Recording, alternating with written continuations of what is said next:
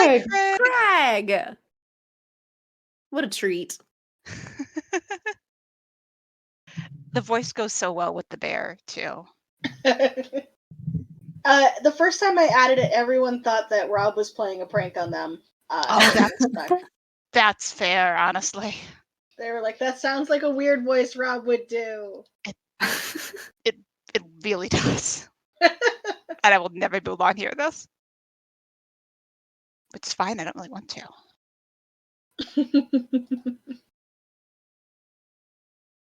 Okay, so now who wants to talk about what happened last game?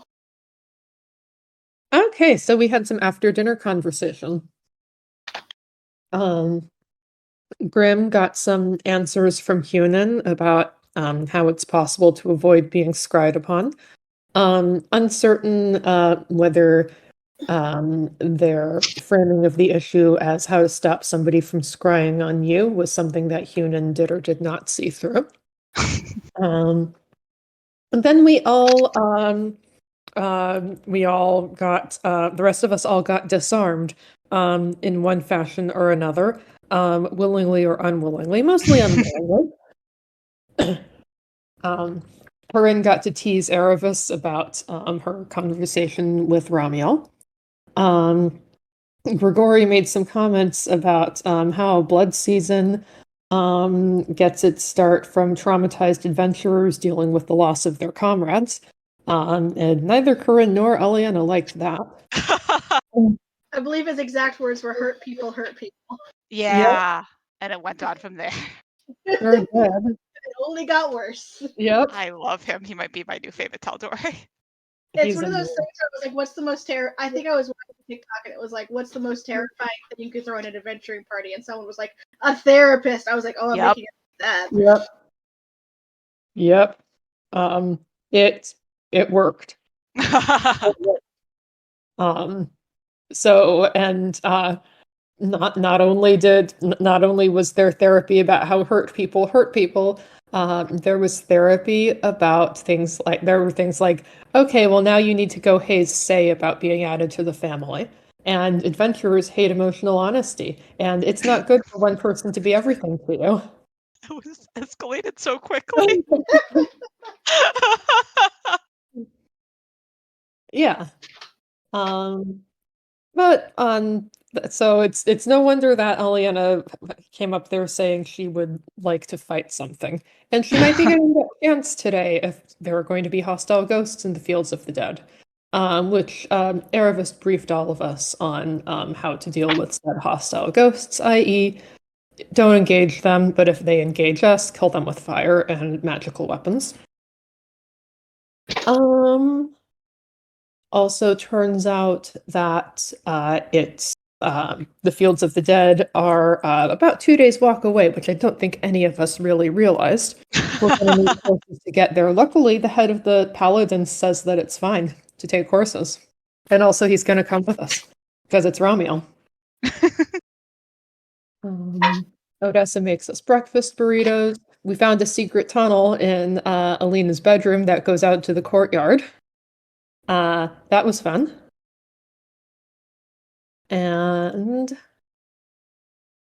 yeah, what else happened? Eliana wrote a letter that I just added about not everything that happened, but a lot of the things that happened about family hazing.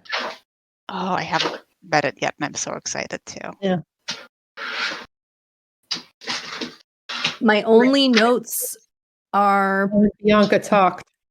Yes. Oh, that also yeah. happened.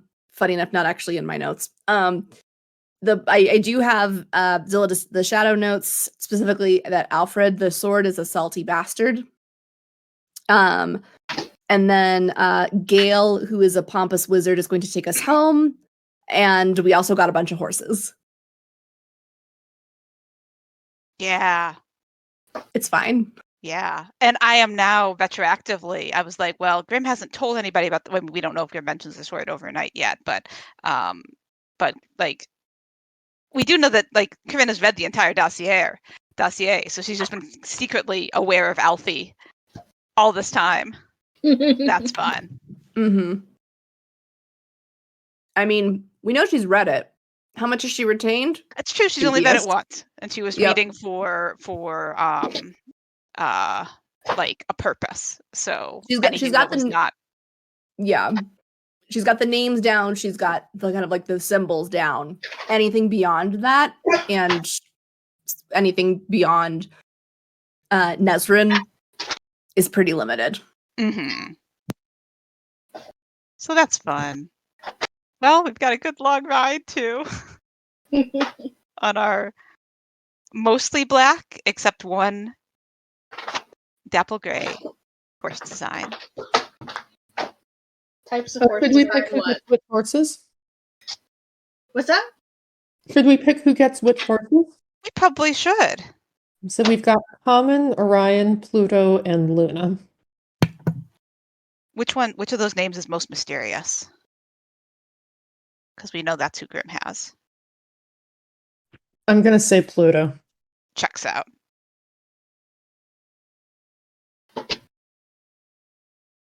I think Corinne studiously avoids taking Orion. I think Yeah. Eliana needs to take Comet. And I have forgotten the other name, but that's the one that Corinne takes. Corinne, Luna, congratulations, right? Corinne, you get Luna. Perfect. Great, then I guess Heraphis gets Orion. Delightful.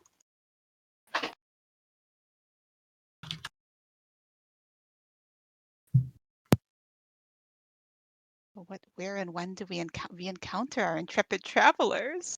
I need to figure out how to arrange my screen so that Giselle is not staring directly at me the whole time.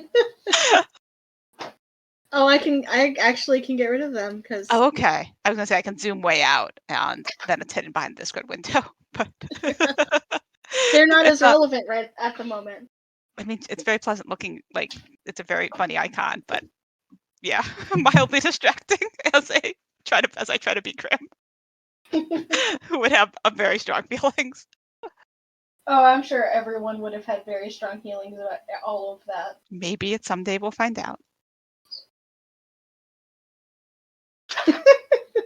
Sorry. Now I'm just imagining the letter Heath is gonna finally send to Corinne. It's fine. He actually he doesn't strictly know that she is at the last call. Oh, that's Like, right. It was just like it go does check it depend out. on- Go check it yeah, out. it's just you should go there. As a unrelated topic to what we're currently discussing. That's Yep. fun. Yep. What a weird My and strange intelligence tangent is- that you went Yep. on. Yes. By the way, transition. That should be fun. Wanders in someday. Slowly but surely, all of Corinne's siblings wander in, totally not expecting to find Corinne there. Yeah. I mean, it is in the rich part of town. Okay, so you guys ride out of the city. I'm gonna leave the ambient photo up because it works. Sure.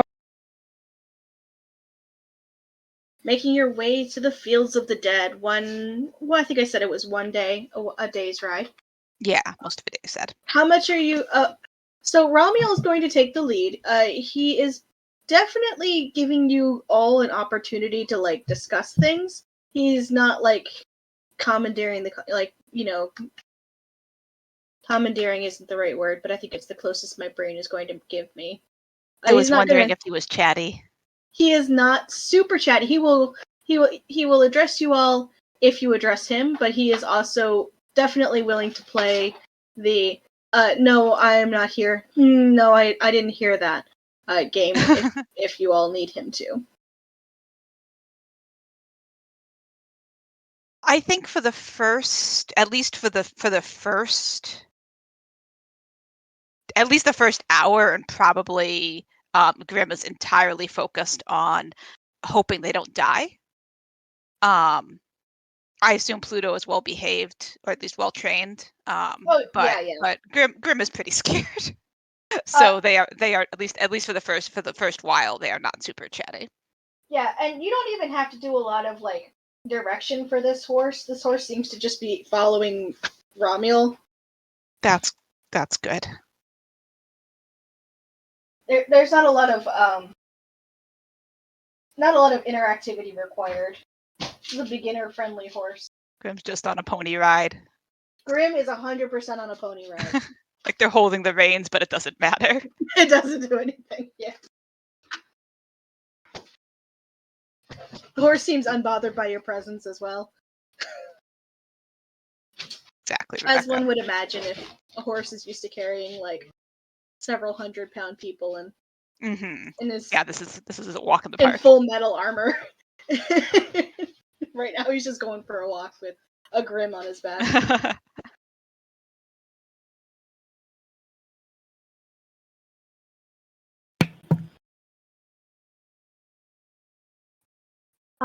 During this first hour, Erevis is riding along thinking something along the lines of, oh, I guess someone should go keep Ramiel company since we asked him to come with us, but if it's me, that might give the wrong impression, and also... Monologue token, Erevis. I guess this is not a monologue yet.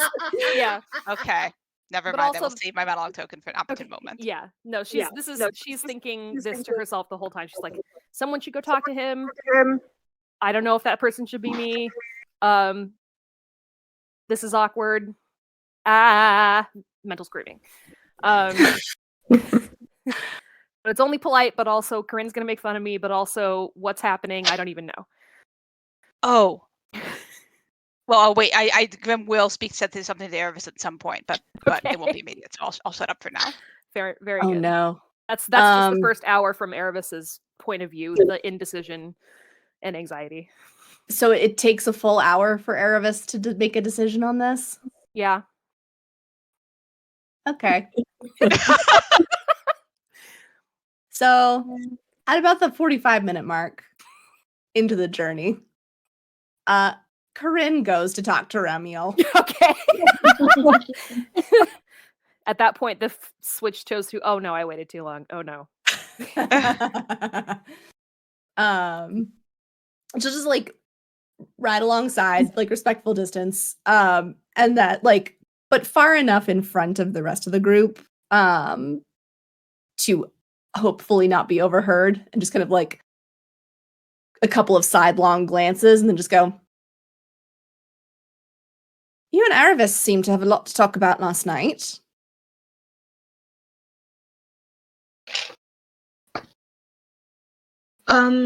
Yes, she is quite pleasant. She really is. We haven't known her for very long, but she seems to have fit right in. That does not surprise me. She seems to be fairly easygoing.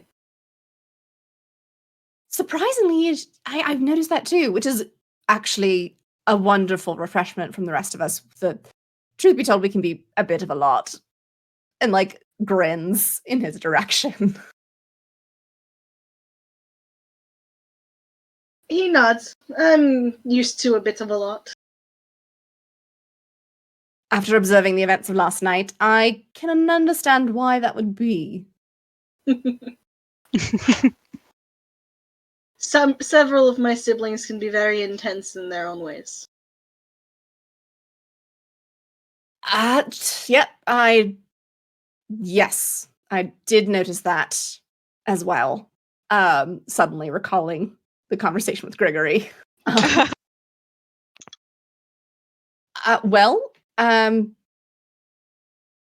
I said, Aravis is very easygoing. She's been very grounding to have around, actually. Which is quite nice, as it turns out.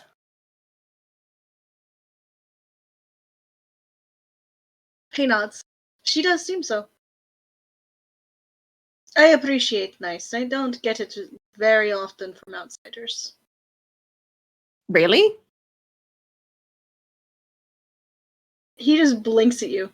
I am a drow. Well, yes, but I didn't anticipate that everyone was as racist as my grandparents. No, everyone's probably slightly more racist than your grandparents, or like 50% in either direction.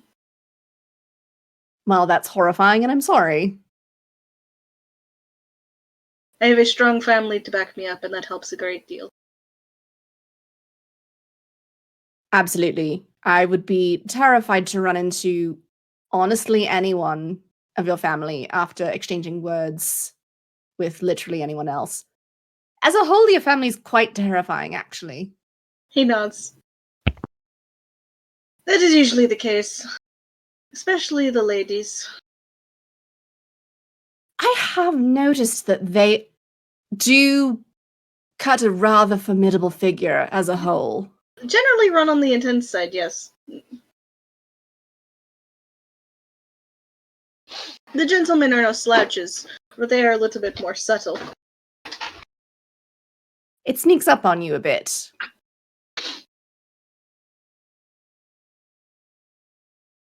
But you know that. You've been with Uriel friends with Uriel, I mean, for a little bit.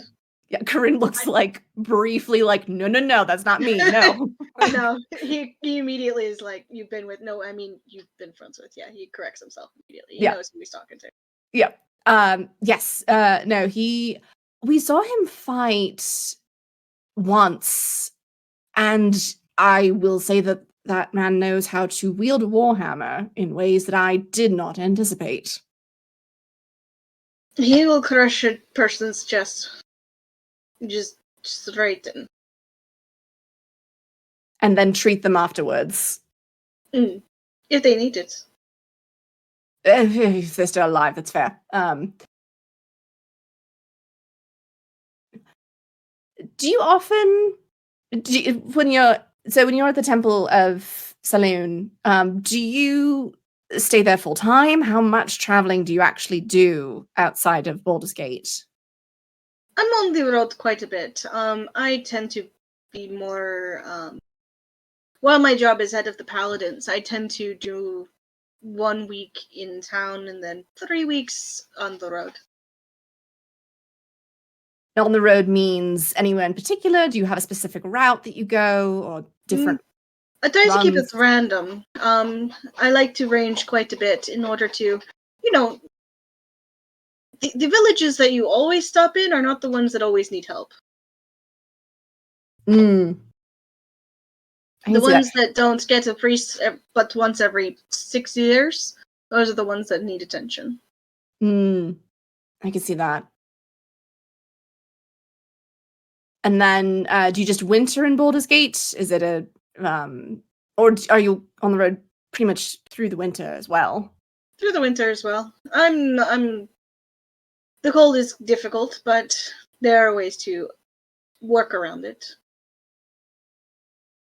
Aravis has a lot of experience with the outdoors. I bet she'd have some obviously, you've been doing this for quite some time. You've probably figured out your own methodologies, but I'm sure she would have some potential additional observations. She's seems to be very comfortable in the wilderness.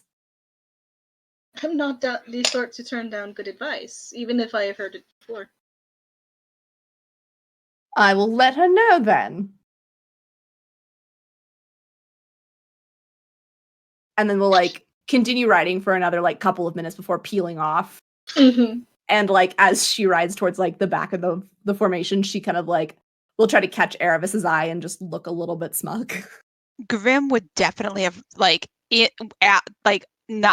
not long after Corinne started riding up towards Ramiel, once they clocked this, they would have gingerly picked up the reins and start to steer Pluto over towards Aravis's horse. Aravis will yeah. She sees Corinne's look, is embarrassed, sees Grim coming up, is relieved. Oh no, Grim is there while Corinne is this is overlapping. Got it. Okay. I totally I fair. misheard that. Yeah. Time is the word. Okay, but yeah, so she feels a little bit better about it with Corinne there. It's just kind of murmurs to them, "Thank you." Well, now I feel bad. Why's that? But not very bad. Do you remember how I said yesterday that she doesn't mean well? But she doesn't mean ill? It turns out I was wrong. She's helping. She's helping. And then they'll go gingerly steer Pluto over to follow next to Eliana. And we'll just ride along quietly next to Eliana. So they're probably gone by the time that Corinne comes back. Yeah. Liana, meanwhile, is just keeping an eye on the other people who are on the road and who else is heading this way, if there was anybody else heading this way. No one visibly, or at least no one like that catches your eye. Quite a few, travelers, but it's winter, so a lot of the traveling is, cargo specifically. Couple of merchants here and there, but nothing. It's very businesslike. There's not a lot of like jovial travelers. Okay. So she'll just nod to Grim and she's content to travel quietly with them. Delightful. So after Corinne peels off, and lets Erebus sweat for like 5 minutes. Yeah. And then we'll like pull in to ride next to her. And just like another couple of side glances, like trying to read the vibe. Erebus glances at her. She is visibly trying to keep her cool, but she has no charisma, so I'm not even gonna roll this performance check. Grim said you were helping. If you have tips or advice on how to handle the elements in winter, someone is always open to hear new things, even if he's heard them before. Thanks, I think.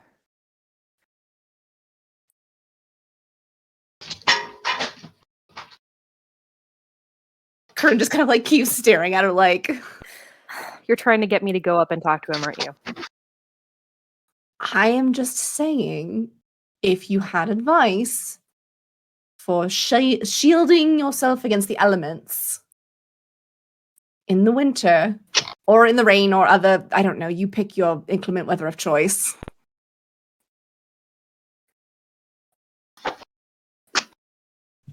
Right. Okay, sure. Why not? And Erebus is just like, you know what? Whatever. This is a bigger deal than I'm making it out to be in my head. It's fine. I'm gonna go talk to Romuald. And she rides up to catch up with him. Okay. So she'll pull Orion in alongside and just say, how's it going up here? Pretty good. I've had some interesting conversations. Yeah, so I've heard. I think with your passive insight, you can tell he is amused. Well, okay, that takes the edge off the nerves a little bit.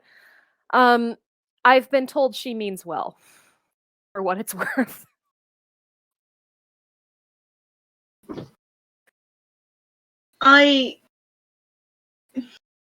I find it amusing. I'm not going to lie. I do find you attractive if this is something she is doing on your behalf. But I am also understanding that if you are not interested, we could just make very nodding faces at each other and ride quietly, and we'll pretend for her that she'll get off your back. Erebus was not really expecting him to be so direct about this. Tal'Dorei! Yeah! I love that. Everyone dates a Tal'Dorei. It's great. So she thinks about this for a minute. She's definitely blushing. And then she says, I'm not interested, but I might need a minute to figure out which thoughts are mine, which thoughts are my friends, if you know what I mean. I come from a family with like 18 siblings. I am understanding. Yeah. It's just a little bit of whiplash because last night you were asking me about her, and I get that like that wasn't serious in any manner, and we met yesterday and this might not be serious in any manner, and But anyway, and she realizes that she's rambling, and makes herself stop. Says, um, "I'm not interested. I'll get back to you." Good. In that case, do you actually have any cold winter camping tips? Because it is frigid as Arbor. Yeah, I do, and she starts going through what she's experienced, because she does try not to travel too much in winter if she doesn't have to, but she has had to do it in her many years of experience. So she has a whole list that she'd already been mentally preparing to give everybody else for Kars, but she's happy to share that with Romuald too.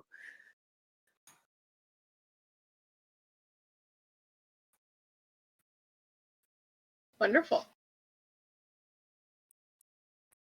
Corinne, they actually start discussing cold weather camping. Adorable. She is pleased. Eliana looks at everybody trying to get a sense of the vibes that are going on, because I think she's picking up that there are vibes, but not necessarily what they are. Fair enough.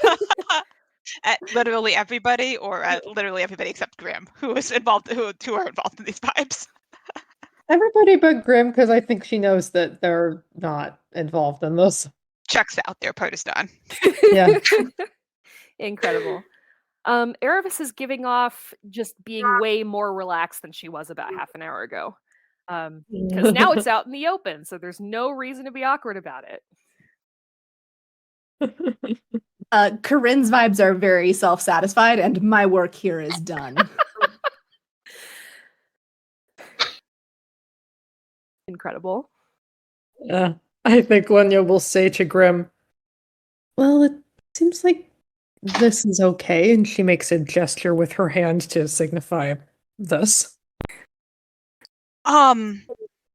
This meaning this What riding to the fields of the dead, or this meaning, and they like trying to be subtly like they're not letting go of the reins, but they will like lift one finger to point at Erebus and Ramiel. that? I can't quite tell if I was going to say I can't quite tell if she is doing this on purpose because she wants to, or if she is only doing it so that Corinne will stop staring at her. But it does seem to be working out for her either way, so they kind of shrug. Eliana kind of shrugs too. I suppose it wouldn't be the first time that someone did something to get Corinne to get them to stop staring at them. That turned out to be a very good idea. Yeah, I guess. I was not thinking of anything in particular. She nods.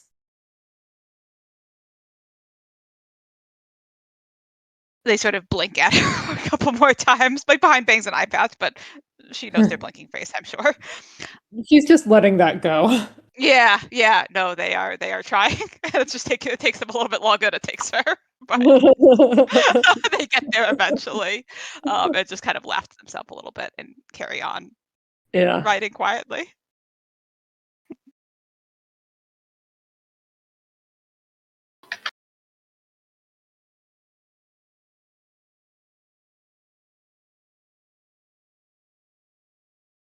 You okay? Yeah. And I don't think they have anything in particular to talk that they want to bring up for the remains. Like I'm sure there's like casual conversation with the party and absolutely no conversation with Ramiel from Grimm's side. Mm-hmm. But for their part, I don't think there's anything that they need to put on camera. Okay. But if anyone else has anything they want to put on camera, I am happy to eat popcorn while that happens. Mine is an after lunch situation, I think. Ooh. Okay. Well, we can fast forward to lunch. While Romuald is keeping you all at a decent pace, it's not breakneck speed, and you will stop for a meal.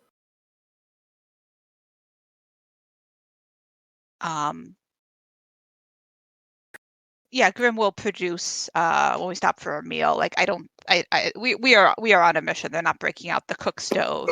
But I think there's like, I don't know what they always have in their pack, but there's probably like trail sandwiches, like good crusty bread and cured meats and cheeses and apples and things like that.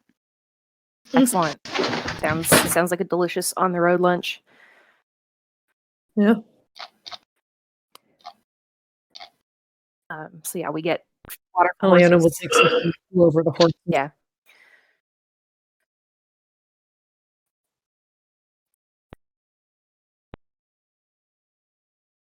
Sorry, I didn't quite catch that because there's a little bit of cross there. I think both Erebus and Eliana are taking some time with the horses. Okay, yeah. Bosun wanders around basically randomly, as he does, but anytime he bumps into someone, he immediately begins doing tricks in hopes of getting scraps of food. Adorable. I assume he gets them because we all think the world of Bosun. Seems likely. Probably, yeah.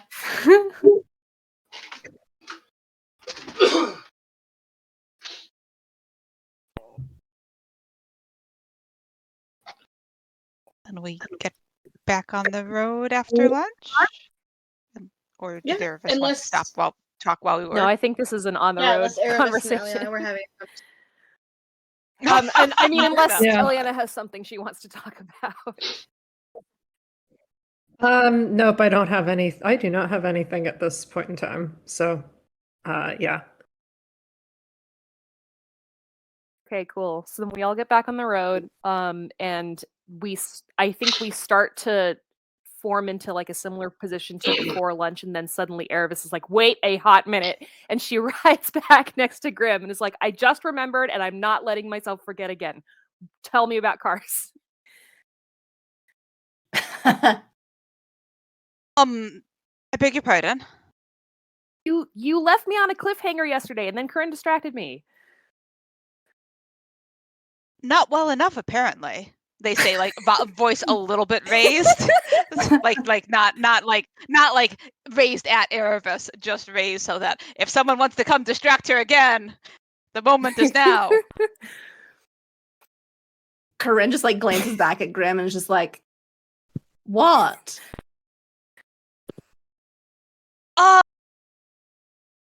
Erebus would like to know why we're going to Kars. Oh, well, it's a long story, but the short version of it is that we are attempting to rescue a pair of 9-year-old souls and bring them back. If that's what one does with souls, I'm not entirely certain. Oh, Redeem them, I believe was the wording. Yes, regime. Well, they're not dead, so they could be brought back, I would think. is this more cult bullshit? I don't. Yes, Yeah. actually, it is. Grim nods. Okay. And we're seeking out the Vistani because they can tell us how to do it? Maybe? They can tell us where to go, I think. They can tell us how to get to the hells, the 9 hells. Well, I don't think we want to go to all 9 hells. I think we probably likely want to go to one specific hell, if that is what is necessary. But they do seem to be the resident experts, although sort of glancing at Eliana and Corinne, and like not excluding Erebus, just they've been looking mostly in Erebus's general direction beforehand and are now looking at the others as well. Ilya did mention that there are two of her acquaintances who are well acquainted with hell. One in Oh. particular who perhaps one of us should speak with. Oh. At some point. Okay. So we have options, basically. Grim looks at her a little sharply. I don't know. And then approving nod. We do have options. You're welcome. Great. That was less dramatic than you made it sound. I mean, No, maybe it is exactly as dramatic as you made it sound, but the reasoning helps. was going to say, what would you? What there were? Did you missed you? I don't know if I want to explain the dramatic parts to you in case you missed them, or just let you miss them if you missed them. It's probably a little bit dramatic to start with. Yeah, I mean, 9-year-olds, good grief. Oh, you did So catch there's that. this rich family who the castle enters, the nobility in Waterdeep. They are followers of Asmodeus in secret. They were in a bad way for a while until about 3-ish years ago, 3.5 years ago. Turns out they made a deal, allegedly. They allegedly made a deal with Asmodeus to sacrifice the children in exchange for money, influence, power, and a rise back into the spheres of good graces in Waterdeep. Their eldest son has been missing for 3 years, and their 2 9-year-old twins went missing on their 9th birthday. So, those of you with a passive perception over,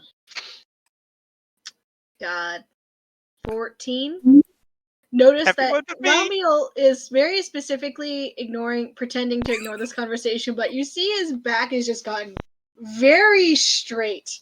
Like, he was pretty relaxed, pretty comfortable, but he seems like he has gone like straight into danger mode.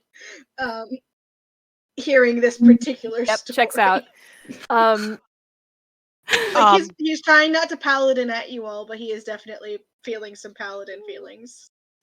Grim, who has not noticed any of this, but does know that there was a stranger within earshot, will lower their voice. Has Ramiel shown any signs of that Grim would have noticed of being like particularly perceptive, or has he seemed thus far like paladin level, like normal paladin perceptive? He seems pretty normal Taldore perceptive. Oh, that's fair. But also, Grim actually roll me an insight check. 11, not great. He might actually not be Taldore perceptive. He might in fact just be like slightly on the low end as far as picking things up. Like, he seems to not notice a lot of your conversations that have happened really close to him. So, yeah, okay. Grim thinks that Ramiel is like even less perceptive than like normal person perceptive. Yeah, maybe slightly less slightly more than normal person perceptive. Ramiel's normal person perspective. It's fine. So they will just lower their voice then. Are we going to need to do something about that one having overheard this? If he did. I don't know if he did, but if he did. Corinne glances over. Ramiel, did you hear that? You did. I can see. Yeah, dear God, your posture just went insane. Yes, you heard that. I am happy you are the ones rescuing the small children that are currently in hell. Was that sarcastic? I can't tell if that was sarcastic. Like just addressing the other members of the party. I think that means there's a chance that these children are going to become Teldoras. Yeah, we're definitely not giving them back to their parents. He blinks and turns over his shoulder. He's like, you weren't planning on giving him back to their parents, he says in unison with No, of course not. Of course not. Like this is like hating the Kyrell's level of Erebus rage. Maybe more. Like her face during this revelation is just like, are you fucking kidding me? Every time I think, right, we will have to. Yeah. Anyway, keep going. We will have to figure out how exactly we're going to approach that particular hurdle, because, as I said, the Castellantis are still very influential in Waterdeep. They are held in very high esteem. The worship of Asmodeus is not inherently bad in and of itself, according to the code legal in the city. It's a very easy solution. We just don't let them go back to Waterdeep. Yeah, I agree with that. I don't think that's going to be your decision. It doesn't That's sound... directed at No, Ramiel, I know. I'm sorry. Sorry, It doesn't Eliana. sound easy. Okay. Erebus is looking like she might have some And to be regrets asking this clear, now.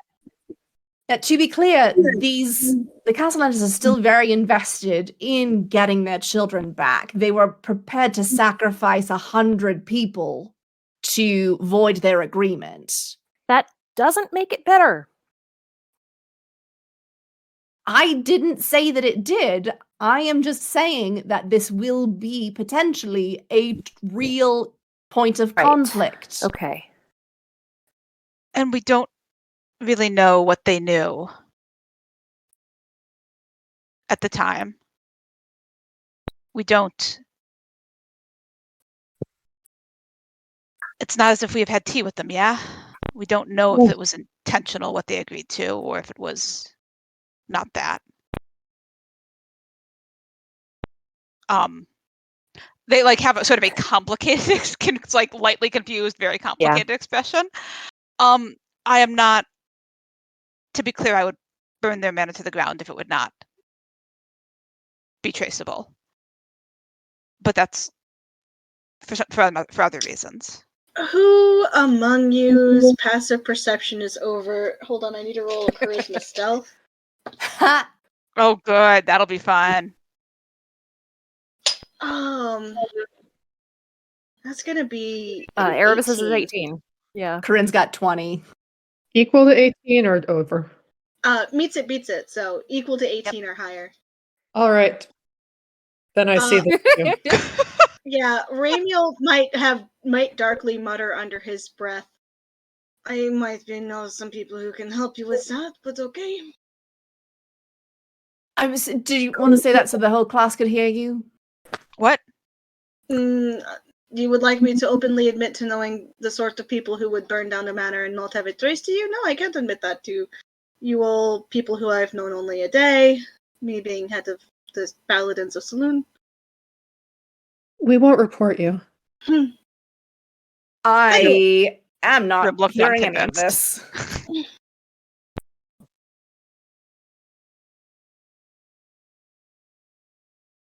Anyway, this is sorry, I will butt out. Let's not burn anyone's houses down until we have gotten. First things first. We are Going to, I on would the have done it way. already. So it's all right from my perspective. It's not all right, but you know what I mean. We are going to the dead fields or something, right? The killing fields, the murder fields, the ghost fields. We're going to fields. The Fields of the Dead. Yes, We are. those. We are seeking a tomb. We are returning to Baldur's Gate to prevent the ship from coming in. Not prevent the ship from coming in, but to reacquaint ourselves with a sea elf. We are seeing what day it is when these things are done. And then we are going back to Waterdeep or else north to Karst, possibly by way of the High Forest. And we might be stopping by the Candlekeep Library before we leave this area. There's also that. When did our list get so long? You don't have to worry about it. You only have to worry about what are your action items? But I did tell you it would be quite some time before you're back in Waterdeep. Now you understand why we're so sad.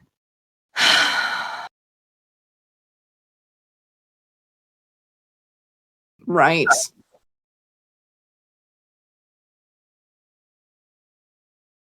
Also, Grim now 100% is confident that they've already told everyone about the High Forest because they just mentioned it again and no one blinked.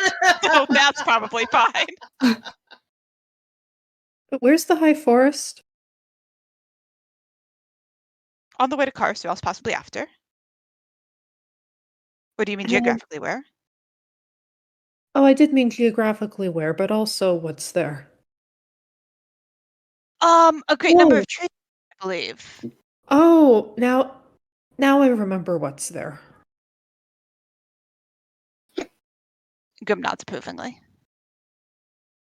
I will be right back at 3 minutes tops.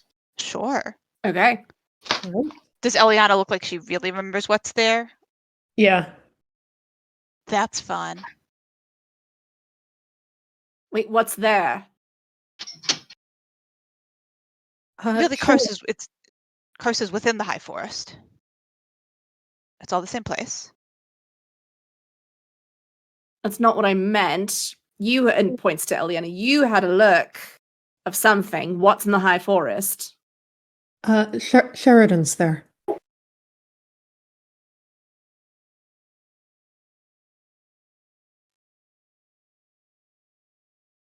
Is that also on our to-do list now? Yeah, I think as long as we're going there, like I think we'd want to talk to her. It's a lot easier than how Grim talks to the others, less risk of their brain melting out their yeah, ears. that we don't want that. She might have information that isn't in the dossier that would be useful to us.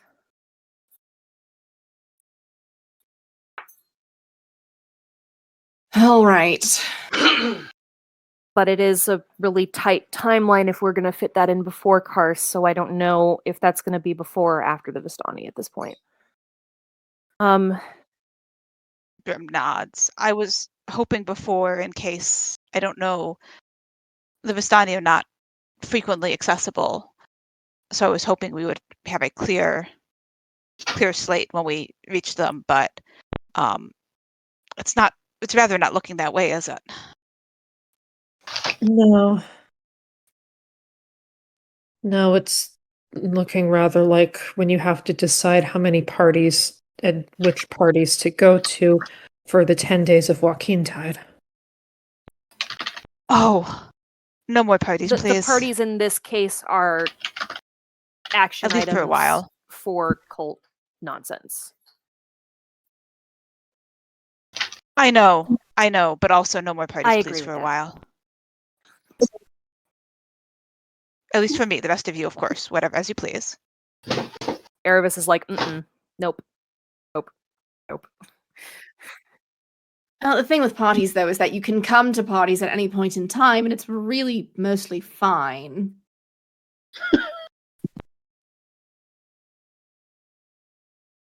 No more parties, Corinne, please. What if it's one with a little bit of murder in it?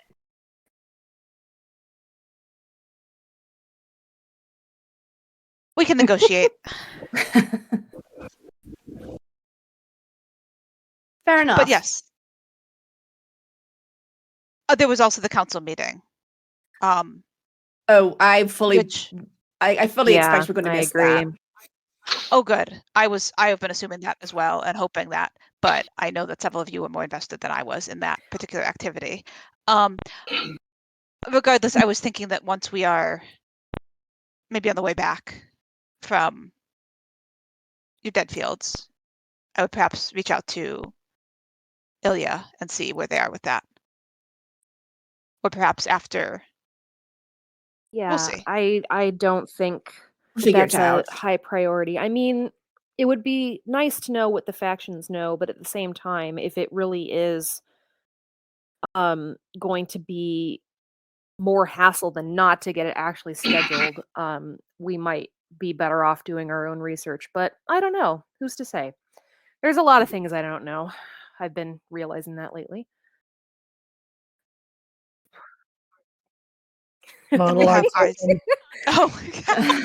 I think Erebus is already No, monologued, alas. I denied the Oh, I token. thought- She was oh, I mid thought you'd- monologue when Grim proposed it. Oh. Okay. So the monologue is essentially along the lines of I've been alive for a long time, and I used to think that I had everything under control. And in the past 3 weeks, I've had a lot of things not under control, and there's a lot of things that I don't know that I feel like I should. And maybe that's a good reality check, but also it sucks. And I don't know. I have no answers to anything. I hate this.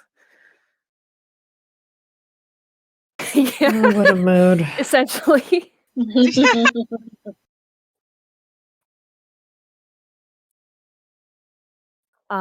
Yeah, so that's what she's thinking at this moment. But she's like, but that's not the only path to figuring out more about this. I mean, we've definitely been thrown in the way of a lot of dragon nonsense without really trying. And it seems like Candlekeep is a good resource, so I think investing some time there is probably not a bad plan.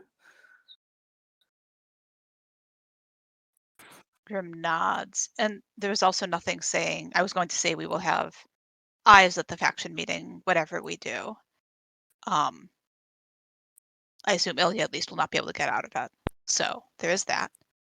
And there is also, if it seems important and we have to decide, some of us could go one place, some of us could go another. So Yeah, options. There's just a little, like, there's lean a little bit hard into the word options than they usually do. Just a little territorial. Yeah, fair enough. Speaking of checking in on people, though, next time we stop, I don't suppose you could check in on El Rey or even Scarin, see what the progress is there.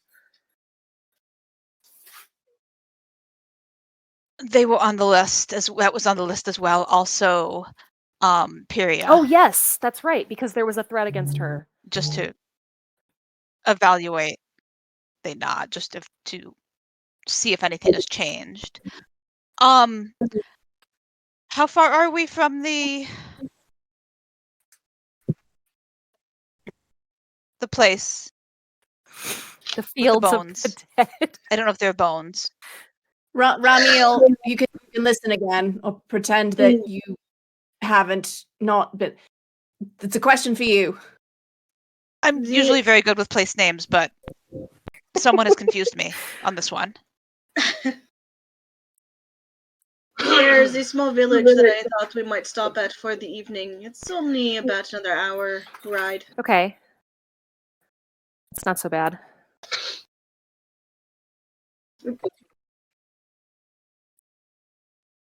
We won't be reaching the fields this evening.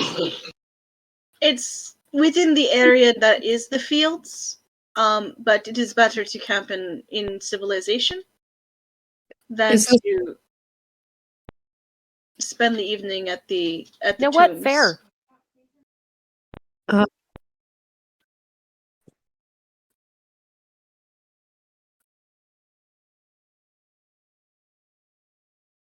What was that, Eliana? I think that, as people talk, she's decided not to say the thing. She was just going to say, oh yeah, maybe it's not a great idea to be camping in the fields of the dead after sundown. But that's already been said, so she's not gonna say it. Fair. And what time of day is it? How I would this assume point- this has been a few hours, so this is probably coming up on. I mean, night is rough because it comes pretty early at this time of year. So I would say it's solidly like 5. The sun is starting to go down. Okay. I think Grim will glance at Corinne in particular because action items. I would like to have a look at it this evening, if we can, even if just a glance. See No, what we're I'd dealing with. agree. Obviously, no need to camp there, but would like at least on the edge of it, I suppose. I don't really, whatever makes sense.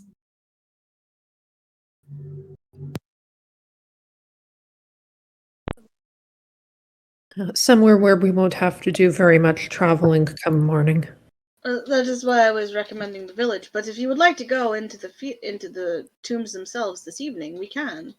It just would require camping there. It's that far away from the village. It's like 13 minutes from the village.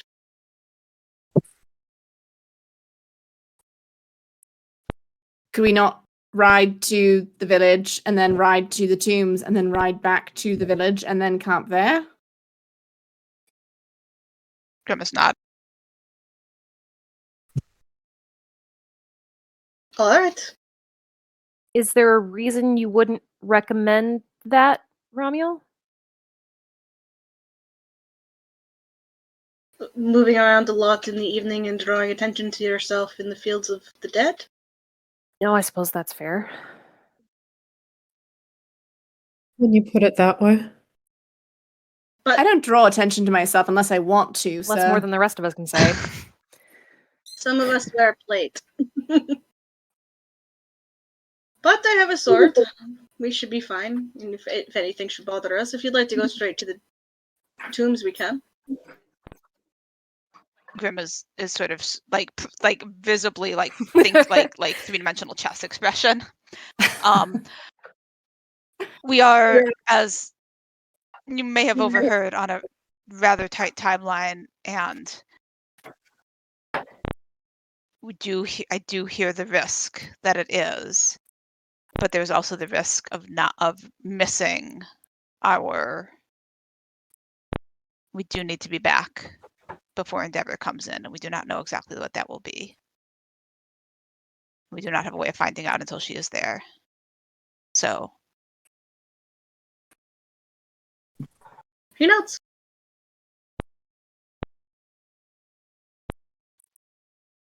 Alright, we'll head straight to the tombs. Okay. There is a small hovel near the tombs, closer even, that we should be able to stop at. We could stay there for the evening at least. Okay, thank you. The family is poor but hospitable. Very good. And I will save the, I believe spying is the word, and conversation with those who are not here until we are.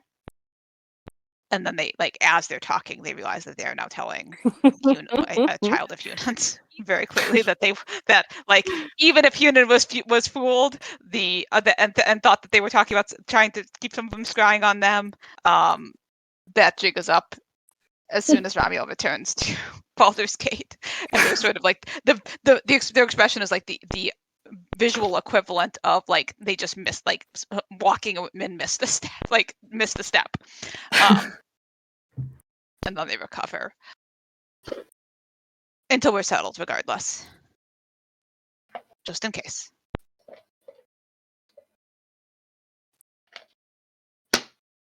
Fair enough. Yeah.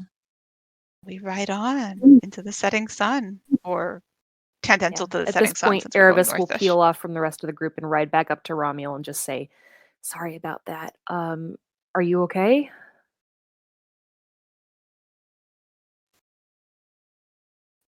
I appreciate you checking in. I'm fine. I am slightly disturbed to hear about the children in hell, and that there's some of your group seems to be fine handing them back to their parents. Oh no, them no in one is to saying begin that. with, but There is a little bit of mystique about what their intentions were, but no one's giving them back to their parents. That's a hard no from all of us.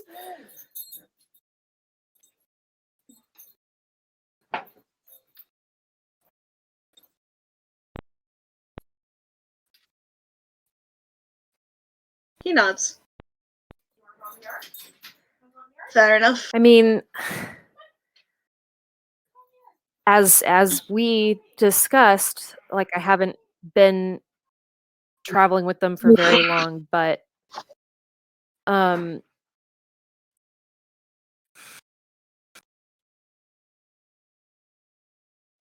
don't know, the things that we've been through already just makes me confident that that's not an option.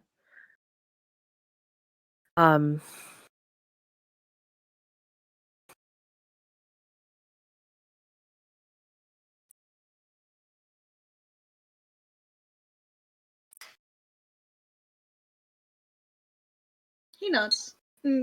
He's gonna look you over and then give a more firm nod. Okay. I will trust it to you. Thank you for offering to help, though.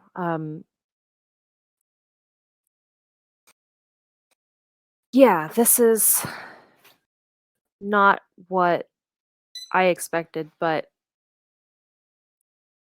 I don't know. It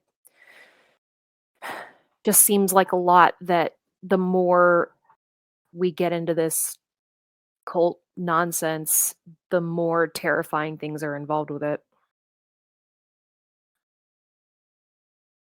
You can either look away or you can do something. The rise in cult activity. The rise in cult activity is not unknown to me. It's Has there come been up a lot in of it quite a few family meetings. near Baldur's Gate?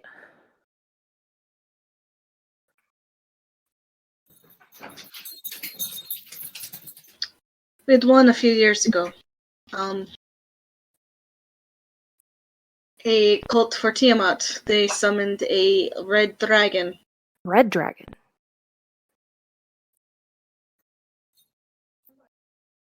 He nods. Intentionally.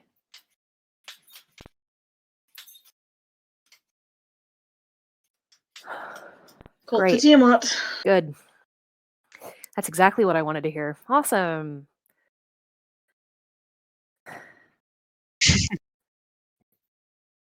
They were eliminated. Yeah. And the dragon was taken down. Oh yeah, but- when you said it was a few years ago, I figured that either it had been fine or it wasn't fine, and clearly it's fine.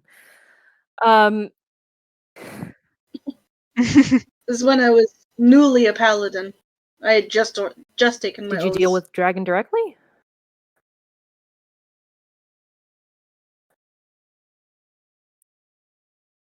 No, it's still very new. I primarily was working on hospital duty and escorting refugees out. That's also important as best work. we could.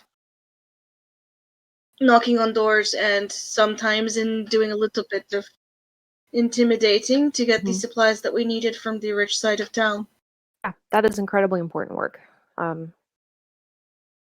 All kinds of contributions to make things work. Sometimes people need to be convinced to donate. And in emergencies, sometimes it is better to send a couple of intimidating paladins to request those donations. Fair enough. I wish it wasn't that way, but I know it is. So.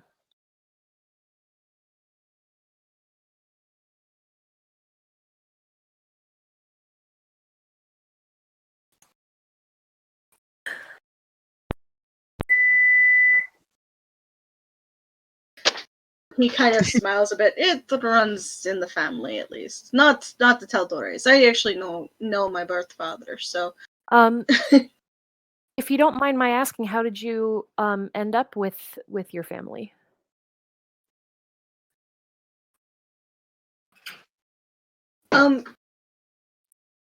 My birth father stole me from the Underdark and brought us to the surface. He was quite fond of me. He thought I had potential. He didn't want to see me go down the path of many drow. And so he brought me to the surface, but it's a struggle here, and he was unable to take care of a child. So he did the best thing he could and handed me off to the Tal'Doris, after, of course, spying them on them for several days. Yeah, this is a surprise to Erebus. Not necessarily well, I should say because like there was a really good amount of care involved in getting Ramiel over to the Tal'Doris.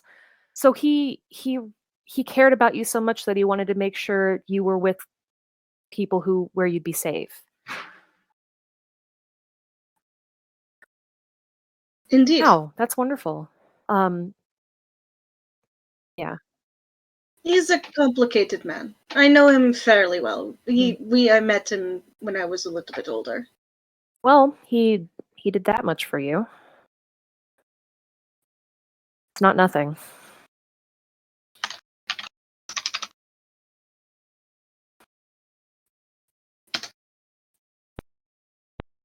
He nods. He's a mercenary now. Do you see him often?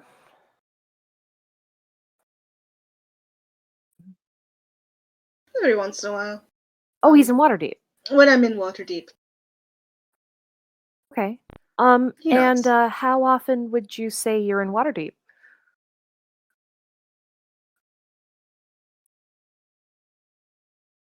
Every few months for holidays and and the That like. makes sense. Okay. Cool. Thank you. I appreciate you sharing that with me.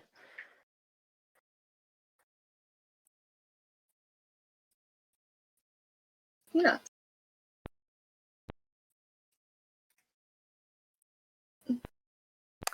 Perhaps Yeah, when I'm I next like in that. town, I will come visit. I'm staying at the last call with the rest of them. It's in the North Ward. Not hard to find, I bet.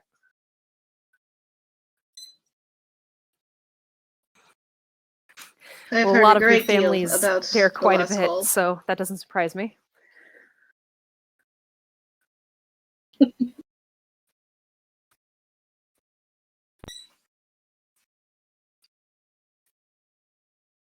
Yeah, I think we continue on kind of in that vein as we ride. Okay. Delightful.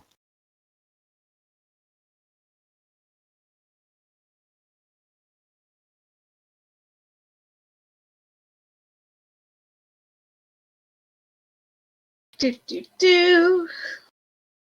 Sorry, I've been watching a lot of kids' television lately, and I don't even know where that one came from.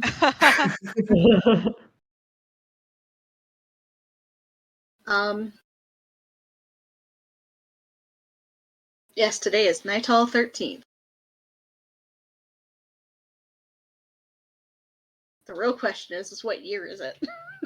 Who even knows? Well, 1492. yeah, we do actually know that. 1492? Yeah. That's the year the Dragon Heist takes place, and we have not yet departed it. Yes. We're getting there. Yeah, much the same way December Slowly but happened surely. for all of us, I bet. Each adventures. Yeah. Oh.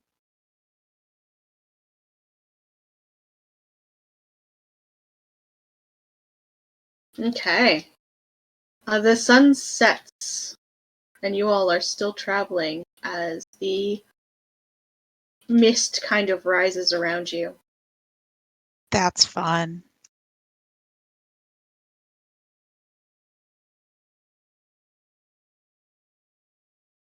You see Ramiel once again sits up for, more straight in his saddle. He kind of tends to keep his hand on his blade.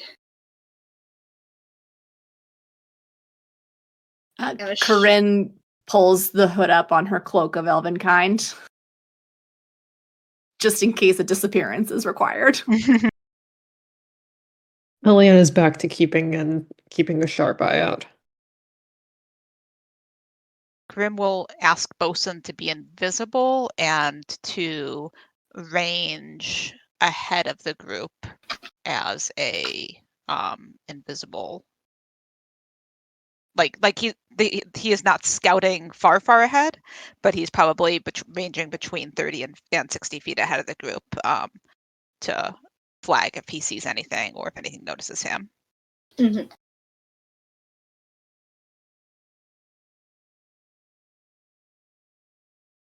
Erebus is keeping a sharp eye out as well, just in case.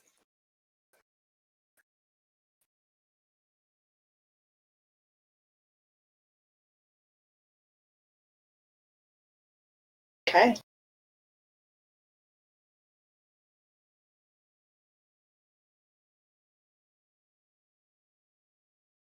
Excited.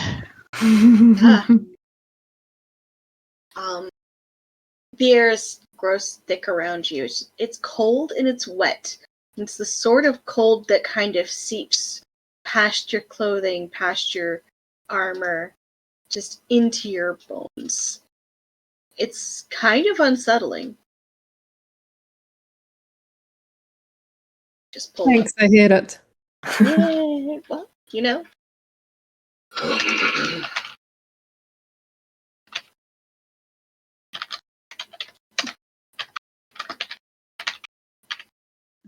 at intervals, sort of the sound, like similar to the sound of a dog shaking, the way their ears go flappy flappy, but a little quieter, but many more numerous as Bosun like sort of tries to shake off the rain and all of his tentacles flap like every couple of minutes.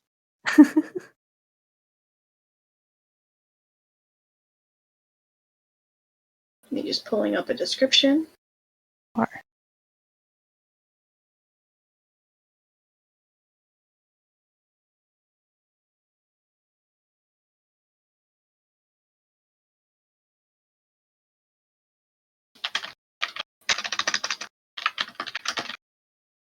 After a moment, Romuald will hold up his hands, and you notice that he is seeing very well in the dark. Better than you would expect for a paladin, and especially Grim perception. oh, well, Grim Level of does paladin. have Devil's Sight. Oh, okay. So this is the one situation with which Grim's perception is passive is still 12, but they are utterly unheated by any form of darkness. They can even still see color. It seems like your host might also, or rather, your traveling companion might be similarly sighted. Oh, interesting. Probably not devil sight, though. Grim is temporarily sad they can't cast darkness to prove their knowledge, but it's probably just as well. So you will see the growing mist down the road a while. Most of the rest of you can't see it. Just the drow and the one with devil sight. And he will actually, Romuald will actually motion you off of the road. Corinne will follow and lead the horse in that Same. direction. Yep, I'm okay with that.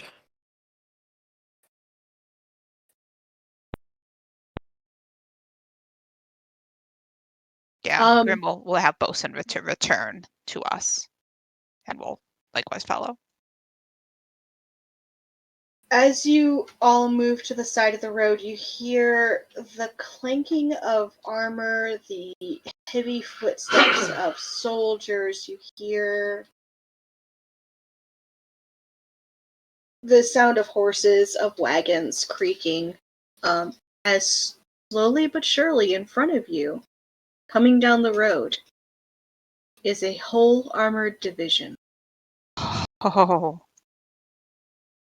They Is don't it seem real? they appear to be ethereal, made of the fog that's surrounding you all, glowing faintly. Yeah.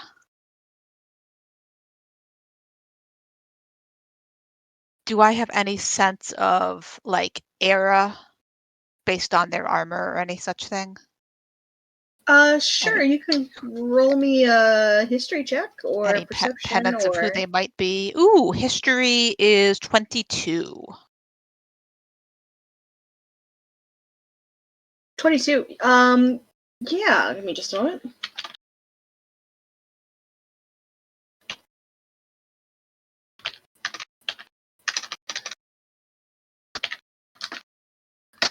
These can be firmly in probably somewhere mid 1300s. Interesting.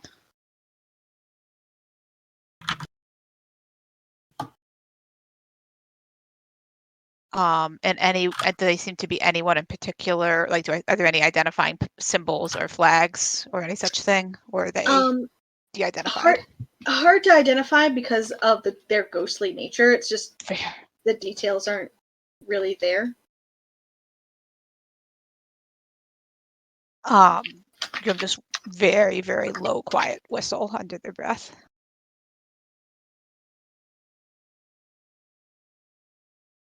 Romuald looks to you and nods, but he mostly keeps his head bowed, and he doesn't actually watch them very close.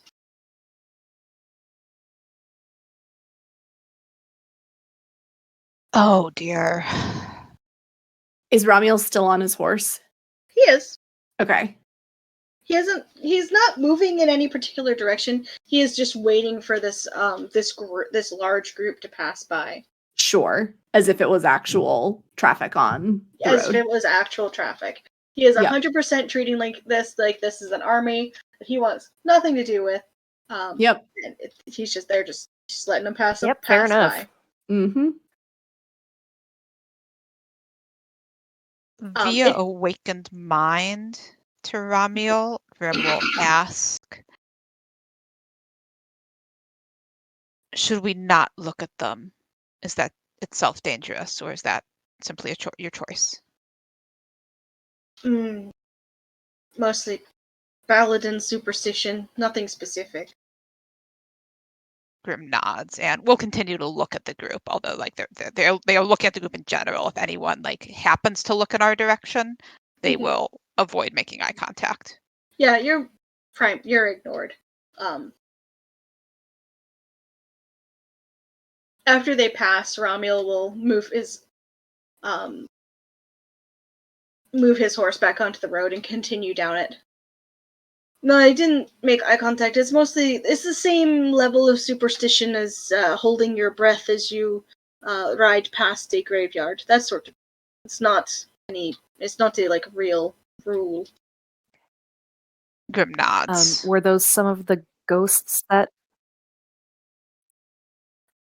Is now looking at every shadow. some of the ghosts that are here in the Fields of the Dead? It's the march happens. Right. It is a thing you can run across, of course.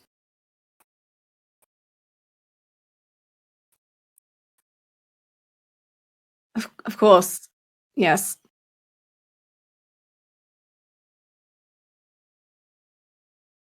Okay. Is the area that we're moving through at this point, does there seem to be, I mean, insofar as we can see it, if it's misty, are there any structures, or does there seem to be anything else going on, or are we just sort of riding through quiet woods and fields, except when there's a ghostly division? Primarily quiet fields, though you do see houses here and there. This is definitely I would say farmland, firmly farmland. But it's that desolated like farmland in the middle of middle of winter. So it's not. There's nothing there. It almost makes it look more desolate because the fields have been cleared because the crops have been brought in. Oh, I love that.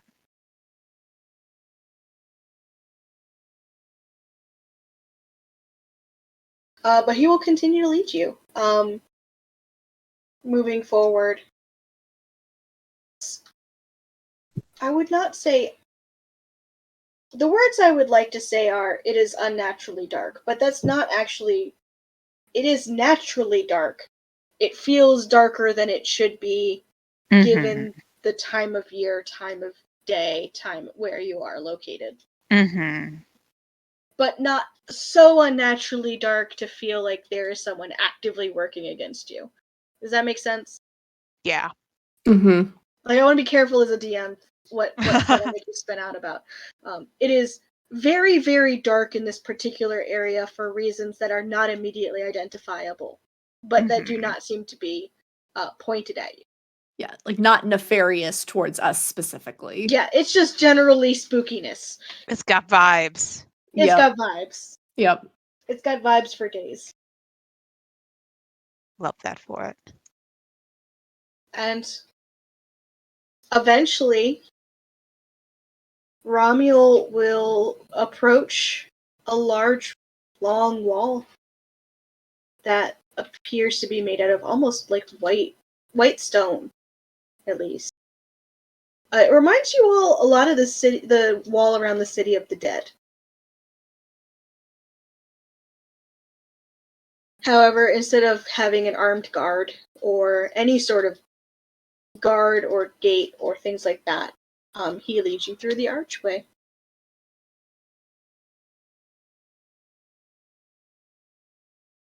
Gettysburg is 100% the correct vibe, yes.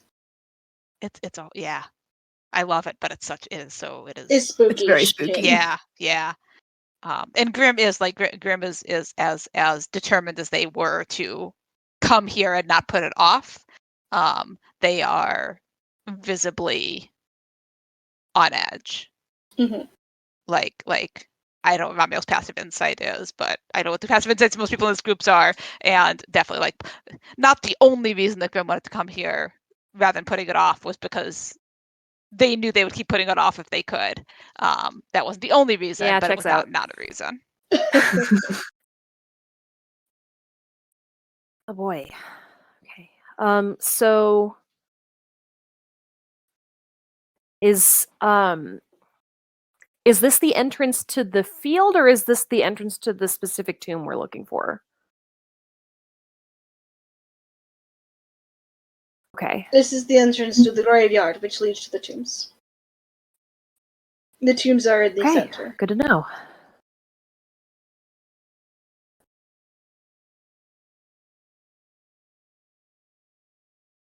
We're all right to keep riding the horses from here.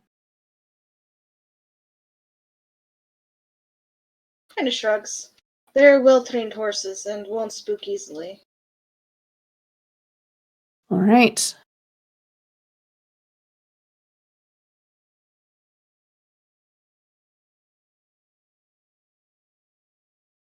On we go. Onwards, yeah. Mm-hmm.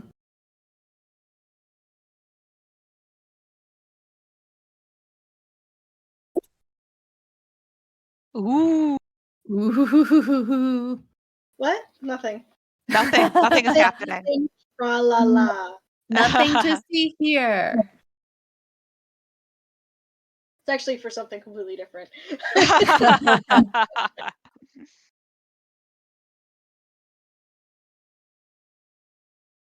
So yeah, no. He leads you through the graveyard. There's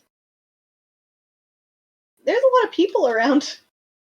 And by people I mean ghosts. I was wondering what sort of people you meant. Yeah. As you look off to your left, you see a campfire that glows a faint blue color, and several soldiers sitting around it, sharpening their weapons. One of them occasionally looks up at you, but doesn't seem to say anything or do anything immediately. But he's sharpening his weapons. Do they seem to look up at us? Is there any sign that they see us? Oh yeah, they at least this Okay. group is seeing you. Okay. A couple of the other people, there's a young woman holding a couple of large pitchers, moving around, moving from place to place. Obviously, places that she's doing things, but kind of hard to tell. She actually will raise a hand to you and say something in a language that none of you speak.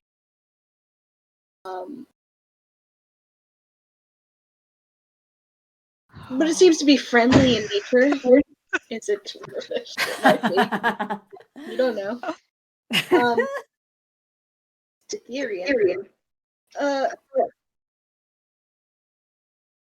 But she does seem to not be aggressive, at least. As she Eliana does raises speak to her you. hand in response. Oh. Eliana waves back. Yep. Okay. Good to know.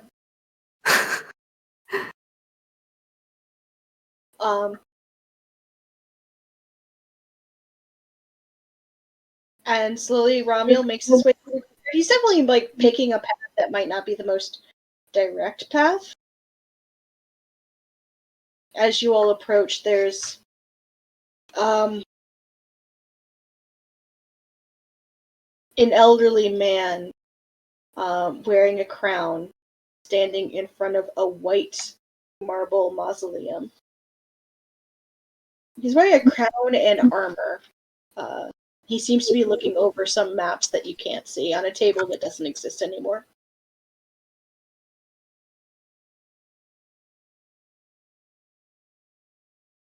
Ingstrom the Fourth? Ramiel nods. He tends to come out on occasion.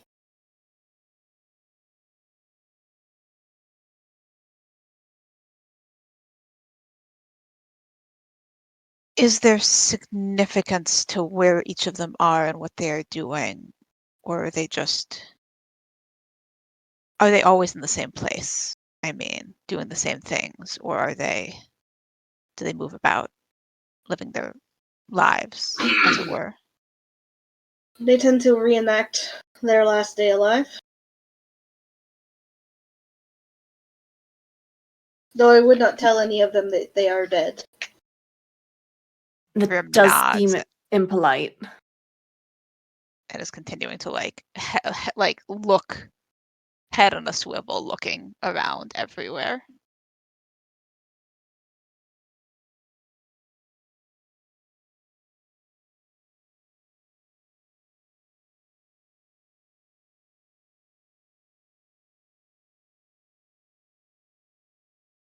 Will he mind if we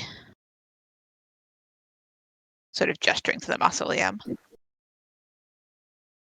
I would recommend going in or doing anything other than paying respects. They've had trouble with desecrators before. He will get aggressive. So we would maybe want to wait to go in until tomorrow. And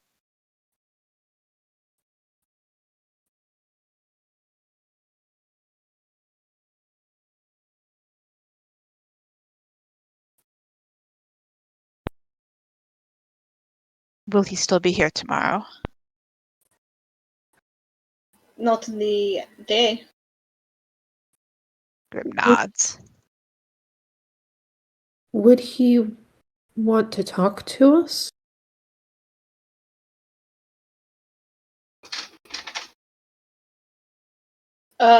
He looks confused, like no one has asked him that. Do you need to ask him something specific? I would wonder if he's seen anybody trying to desecrate the tomb recently. Any knowledge he might have of the 12? It's a long shot, but it's a possibility. I don't think he is that aware of his surroundings.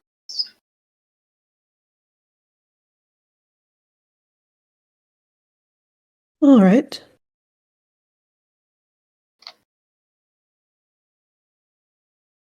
She regards the ghost and watches him going about his activities for a little bit.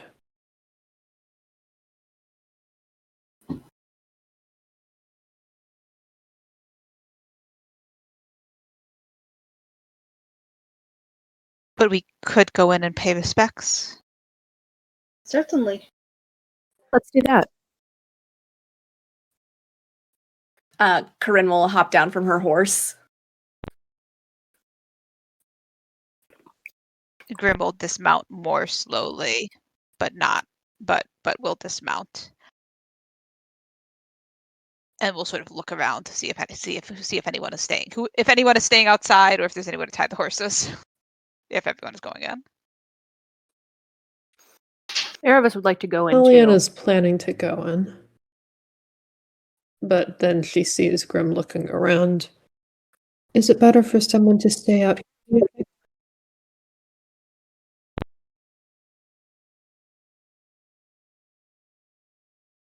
Grim will look in Ramiel's general direction to see what he's planning to do. I would prefer to go in with you all.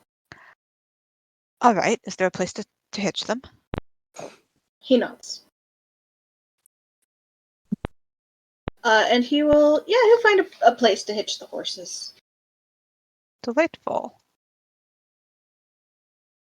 Give me just a moment, throwing together a quick and dirty map for you all. Sure. You're welcome for spontaneous player things. It did seem entirely plausible that like both that this was this map and that this was some other map. Both of those seemed like a possibility. So delightful. Would you like a break now? Actually, yeah, if we could give it if About we that can time. take a 10-minute break. Sounds good. Delightful. See you all in a bit. Yep.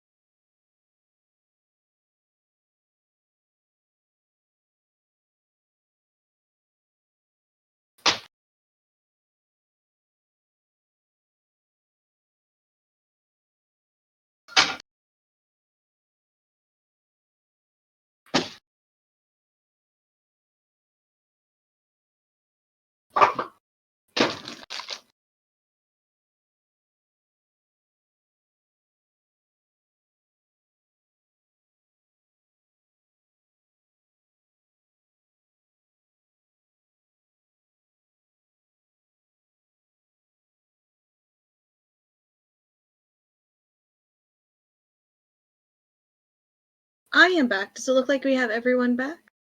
Hello. Hi. Hello. Sorry for the messed up map. Oh, no I'll worries. have Thank a you for slightly better one. impromptu. This is what Dungeon Alchemist spat out when I was Yeah. like, I need a cemetery map. That's pretty good. That's true. And then I went through and I fixed a bunch of stuff in it so that it looked a little bit more crowded and a little bit more like the Tomb of a King. But Ooh, these 4 sculptures. Well, the 3 sculptures, and then there's one that is Indeed. less creepy, but they look ominous from the top. That. No, I'm confusing this campaign with Critical Role. I just got to the part in the Bell's Hells campaign when they go to Gianna Hexam's house and that's there are the fun. blank statues where once they walk by it Oh, becomes their faces. yes, that is horrifying. Yeah. Thank goodness for Fern leaning into the comedic potential of it, because otherwise it would have been so creepy. Mm, Ashley Johnson is a gift in this essay, I will. yes. What a creepy, creepy space. so this is where you all are. Delightful. Where are you pinging? No, this is the map. This is where you all are. Very good. And I assume that's the entrance at the bottom. Yeah, right. There's two statues. I did not put the ghost guy on there. Ah, crap. No, roll 20. No. Oh, Just No. was like, don't you want to go to a new webpage? I'm like, no. I no, really no. don't. No. Why would anybody want that? We'll find a good generic ghost token to plop down where he is. That's hilarious, and I'm tempted to use it.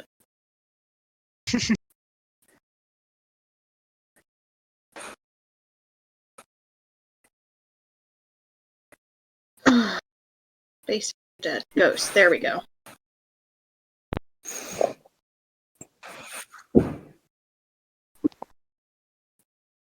Zoom way in and appreciate this individual. Oh, don't do that, because he's literally just I googled ghost token. Oh, it's very good. Even looks like he has a little crown on above his googly eyes.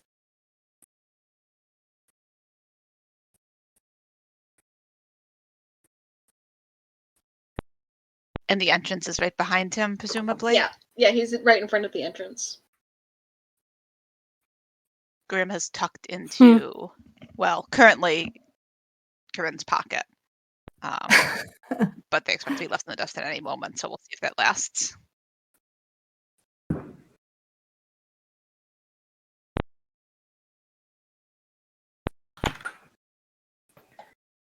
Okay.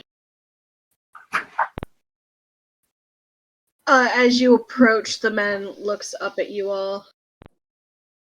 Probably should put down a Ramiel token. Oh yeah, let's see that handsome boy. Recent uploads: Sasha, Nathaniel, Kiri, where's Ramiel? Sophia. Molest was broken.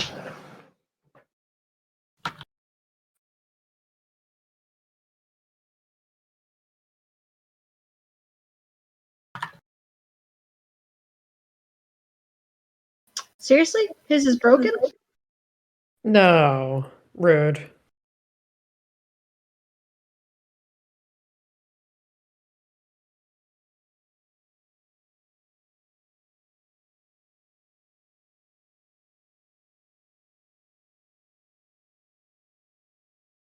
Motherfucker. Okay.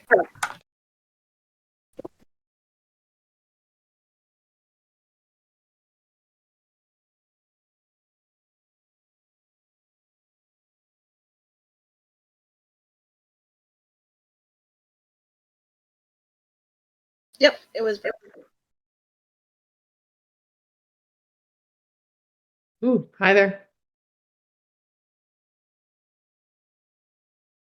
Greetings, sir. That really is a glowy sword. Yeah, it's glowing now.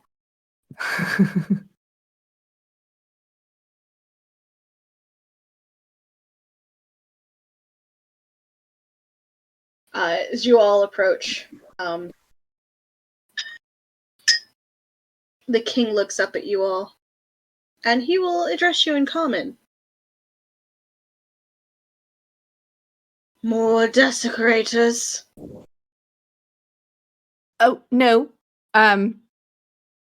We just want to pay our respects and ensure that no one has brought harm.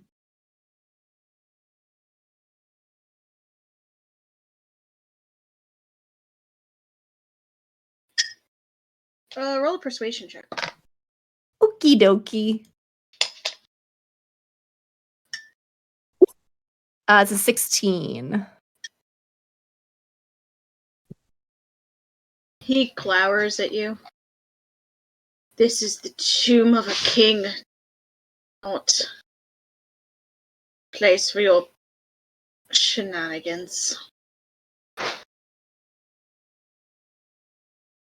I assure you, my lord, there are no shenanigans from us intended.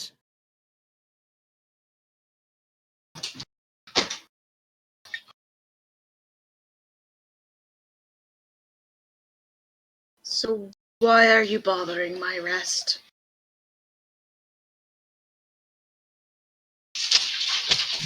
We are here in hoping to prevent someone else from doing the same.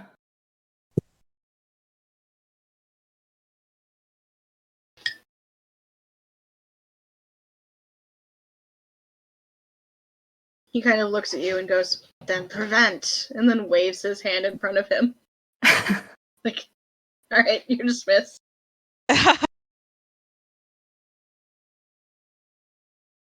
Well, we want to make sure that there's nothing set up in there for them to.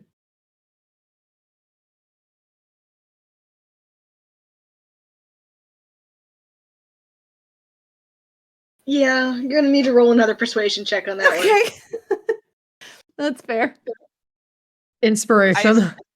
Oh, nice. I assume Uh, earnest nods from behind her are not sufficient for the help action. No, Fair. they're barely Uh. sufficient for the inspiration. All right. It's a D6, Eliana. Yeah. Okay. I'm gonna burn a luck point also.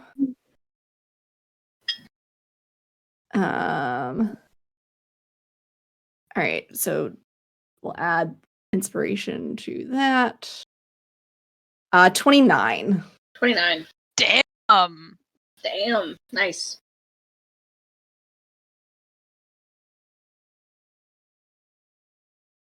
He glowers at you. You think that I'm not strong enough to protect my own tomb. Perhaps you have a point. Thieves have come in the night before.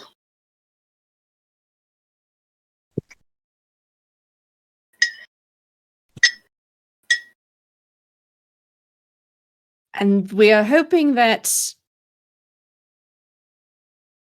Obviously, we want to make sure that there's been no recent thieving, but we also would like to make sure that there's been no new setup, things added that should not be there.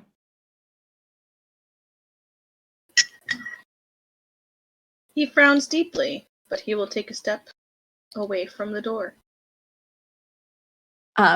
Corinne bows her head, and then will proceed into the entrance. Okay. Grim will follow and sort of likewise, like they don't know how to sort of sketch a proper bow, but they're sort of head inclination of respect as they edge past, giving John the Fourth a very wide berth, hoping that it looks respectful rather than terrified.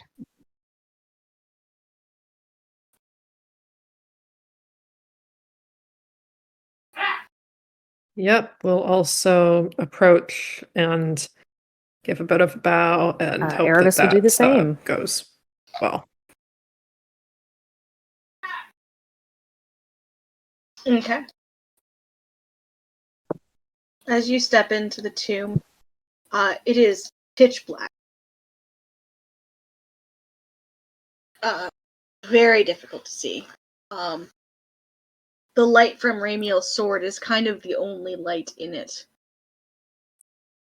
Oh, this will be fun. I'm gonna go full on Devil's Sight. And glance at Ramiel. Could you put that out, please? Are you serious?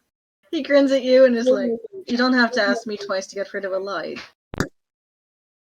And he will turn his sword off. Delightful. I can now see completely normally. Like better than I could when there was a little bit of light. Is technically Devil's Sight. Technically, you can see normally in darkness. You can't like questionable whether you can see normally in dim light. But now I can see normally. What do I see? Sure. So in front of you is a large sarcophagus with the image of a heavily armored man carved in marble, fine marble, the crown on his head. Or at least the spot there where there was a crown. The crown itself appears to be missing. Oh dear. You don't know. what is dark pitch black vision in to here. do? Nope, that's fair. Okay. There's dark sight, and then there is in a locked closet. Yeah, I feel like dark vision, you still have to have like some sense of light around. I believe I believe it's you can see. We'll look it up. I believe it's you can see in. You can see in dim light within 60 feet as if it were bright light, and in darkness as if it were dim light. So the rest of us can see as if we were in dim light conditions. I don't know what that means, but. And I have color vision. Well, whatever that's worth in this black and gray tomb. The thing is Devil's Sight works on both magical and non-magical darkness. Is there dark magical darkness happening here? Non-magical darkness. Oh. Oh, good. Oh, is this magical darkness? Mm-hmm. Oh, that's fun. Eliana's gonna stay by the door and kind of hover by the wall.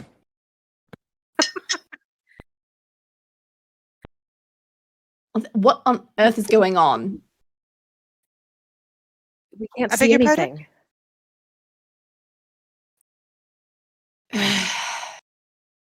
What do you see? I describe. You can't see. Hold on. One more quick scan of the room for any sort of fine details. Sure. Like anything. I'm basically looking, giving my best look for anything that may not be visible because I am going to ask for everyone to draw his sword so that everyone else is not tormented indefinitely. That's Sure. You can roll me perception or investigation, whichever you prefer. Okay. I'm gonna go ahead and use one luck point. That was not bad, but I'm gonna see if I can do better. Yeah, that's better. So that becomes a 16 perception. 16. Okay. Yeah, the tomb itself is dusty, like it hasn't been touched in a long, long time. The crown is missing. It looks like there was a book in his hand that is also missing. Okay. And based on the dust, as far as I can tell, with the 16, which is not a 27, it doesn't look like these were recent thefts. It looks like they've been nothing was recently disturbed. No, definitely not recent. Okay. And no hidden anything that I'm spotting. Nothing immediately steps out. Delightful. Grim is pleased with themselves. All right, thank you very much. If you would like to produce your weapon, I'm sure the whole class would be delighted to admire it. Ramiel pulls the moon-touched blade. Pretty straight face. Moon-touched longsword. So that so that everyone can see. Eliana takes a step forward from the wall now.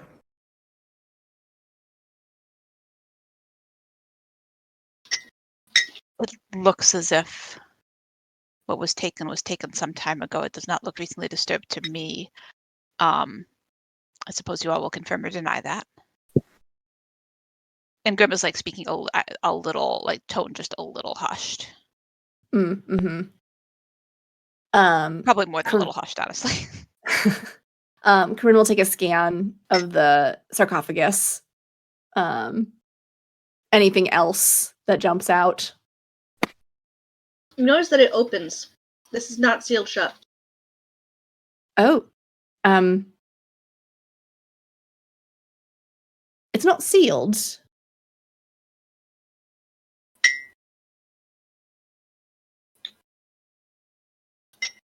Do you think that anyone has perhaps done anything within to tamper?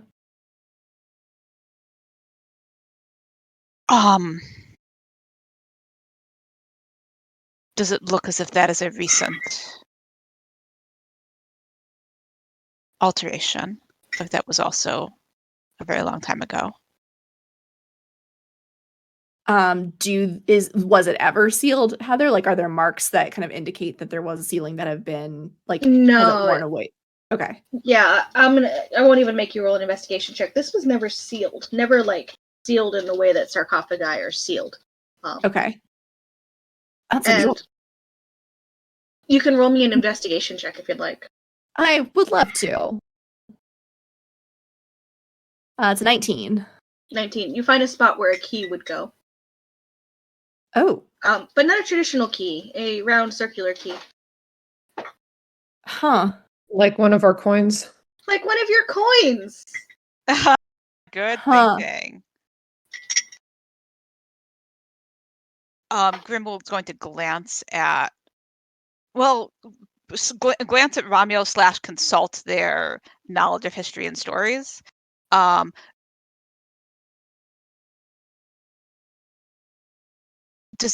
he know if his body was not actually here? If this was something else? Romeo thinks for a moment. Gonna make a religion check.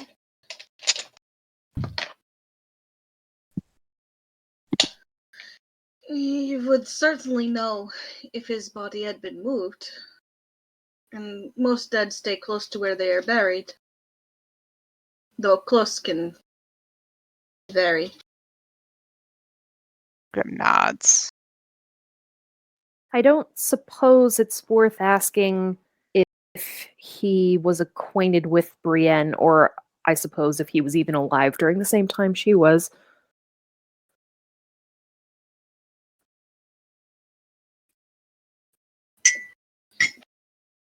We could try. Can I pull out the dossier and look at it to double check? I know the 12 was several centuries ago, but I don't. So that would have predated.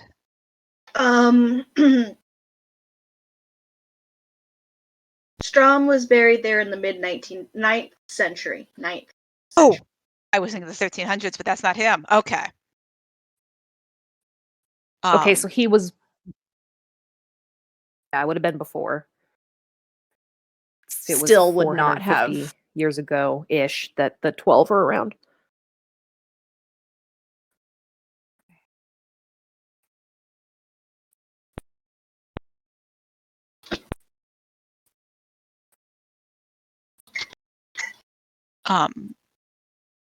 Well, I think Grim just sort of like holds up 2 fingers and then sort of like folds their arms so they're not actually standing there with 2 fingers with like the 2 fingers held up. I am thinking that I would very much like to see what is within. And I am thinking that I do not know that he will thank us. And I do not know that it will be quiet to open. So I'm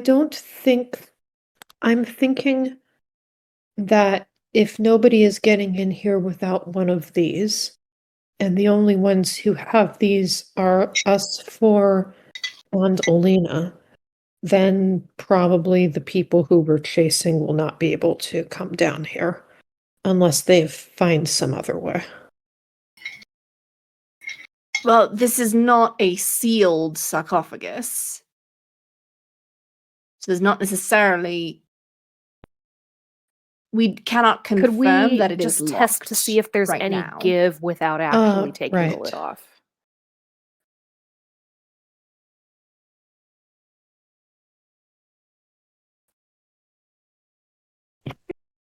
Someone else will have to do that. I suppose that's my cue. Would you like a hand? I am once again torn between yes, I would like a hand, and no, I would not like a hand, so that we do not make noise, and I can pretend that. All right, let's give it a try. And Grim will move into position and wait for Ramiel to move into position to Yeah, attempt Ramiel will to jiggle assist. the door down, as it were. Hmm. Sure. It's a several £100 Mm-hmm. slab of stone. So I need you to roll me an athletics check, please. With advantage, because Ramiel is helping. That's fair. 19. 19. Good thing it was with advantage. It was going to be a 7 otherwise. It, like... I'm gonna say it has the tiniest millimeter of give. Okay. Like, so, like, this is something that can be opened, but is 100% locked. Okay. And we'll communicate that. It does feel locked as of now. DM, can you remind me? I know we looked at all the in the Tomb of the 12. We saw all the symbols, and specific coins were drawn to. We were drawn to specific coins. I don't remember checking to see whether other coins had been taken. Did we do that? Or do You we did not not, know? but I'll give it to you that there were none of the rest were taken. Thank you. That's helpful. Grim, roll me streetwise. That's I'm gonna just a general intelligence check with your proficiency modifier. okay. Oh, that becomes a 19 plus proficiency, 23. 23. This feels like the most grim thing to know. You could certainly fuck around with this lock for a long time, trying to get it open, especially if you don't have a key. Or you could just bash the whole thing in. Like, opening the lock is not the only way to get inside this thing. That makes sense. Yeah. And I'm going to just say straight up, has everyone seen Glass Onion? Yep. Yes. There's 2 ways to open the box. Yep. So Grim steps back, like gives Ramiel the tiniest nod of like thanks for the assist. Steps back. I am not proposing that we do this, to be very clear. I'm not. And I think we'll drop into Awakened Mind and repeat to each person in turn, because they don't want Strom they don't want Strom the Fourth overhearing. Yeah. Even in the context of, I am not saying we should do this, but someone might. So to each person in turn, including Ramiel, they will say, it is currently locked, but even if one does not have the key, it could be broken. Okay. So there is that.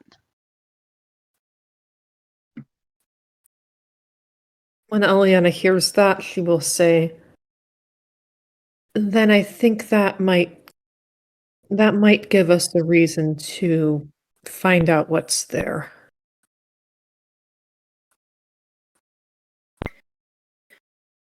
Before someone else does. Grim will add, it does not look as if. Hold on. A little chagrined that they didn't think of this considerably earlier. Grim is going to set their hand lightly against the top of the sarcophagus and look through it.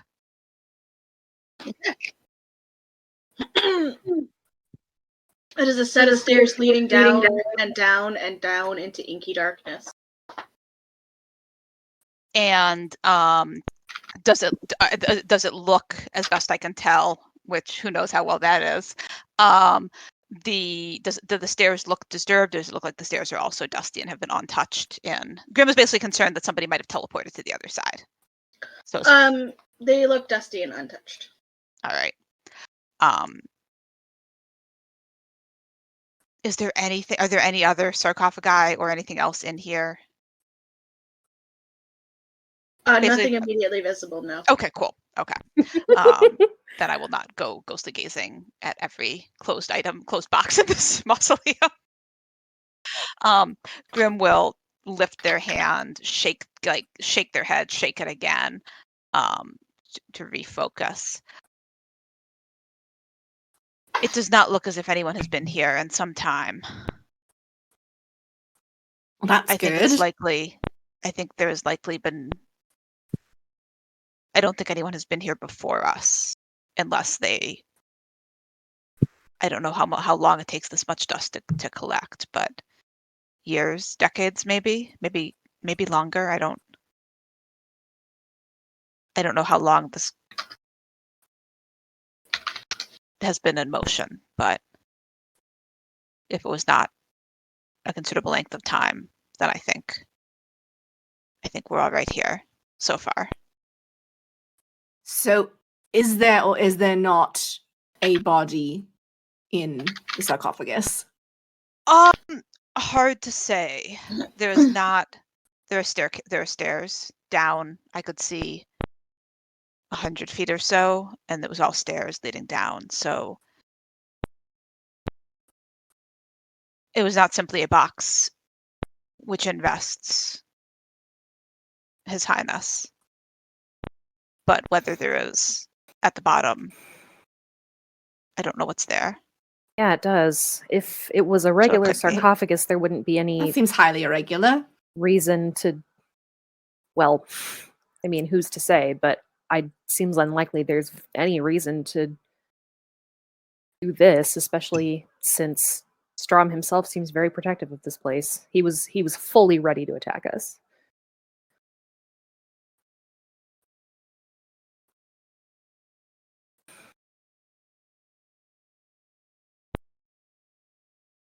I don't know if he is the sort. It's certainly unusual, but it's not unprecedented that there are tombs which are full of tunnels and traps and Okay. So then the question is, so on and so forth. so then what do we do from here? Do we... Other Well, right, does not seem like only Yes, that. that's true. There was talk of the platinum dragons, right? Yeah. And those are not. Do you think we're in the wrong place?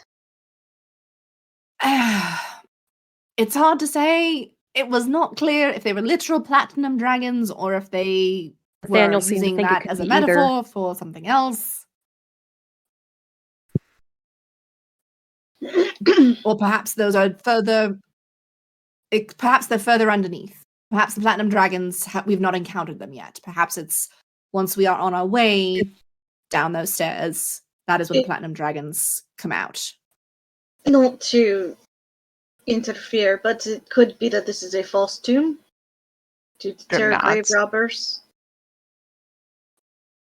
And then the real one is Oleana gestures toward the sarcophagus. Hmm. That could be. The real one is further down. Yeah. Ghosts don't go far from their burial places, do they? Not generally, no. And you said That's he what I'm would know if saying. this was not the place. So, yes. Well, that's what I'm saying. If there's speaking of the platinum dragons are probably further down there because that's where the actual tomb is. Grim nods agreement. So then Aliana nods too. what's our plan? Do we go down there now? Do we come back in the morning?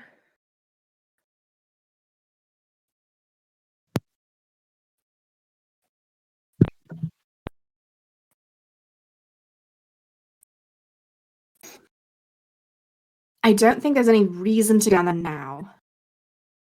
Especially with, and she gestures towards the door. Especially with present company. I do think we should keep close. Perhaps the strategy is not to return to Baldur's Gate. Stay in the village. There was going to be word sent. Someone was going to be keeping an eye out for the Endeavor for us when she docked. Dock children, yes.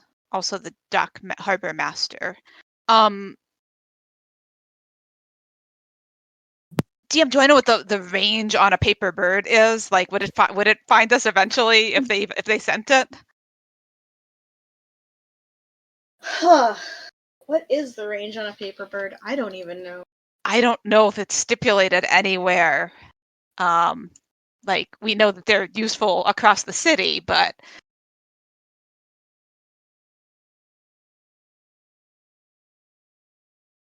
it feels a little bananas to think that they could go like. It's not so much that they have a specific range. It's that they have 1 hit point and an armor class of 13. So the question is not can the paper bird fly there? The question is more, would the paper bird make it? Mm-hmm. I would say that you are aware that Hunan and Odessa probably also have word out to keep an eye out for this particular ship, and word will get to you.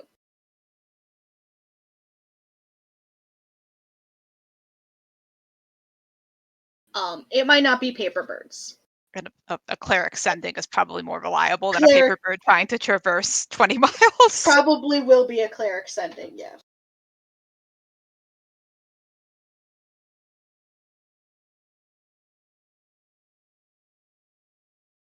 Grim sort of.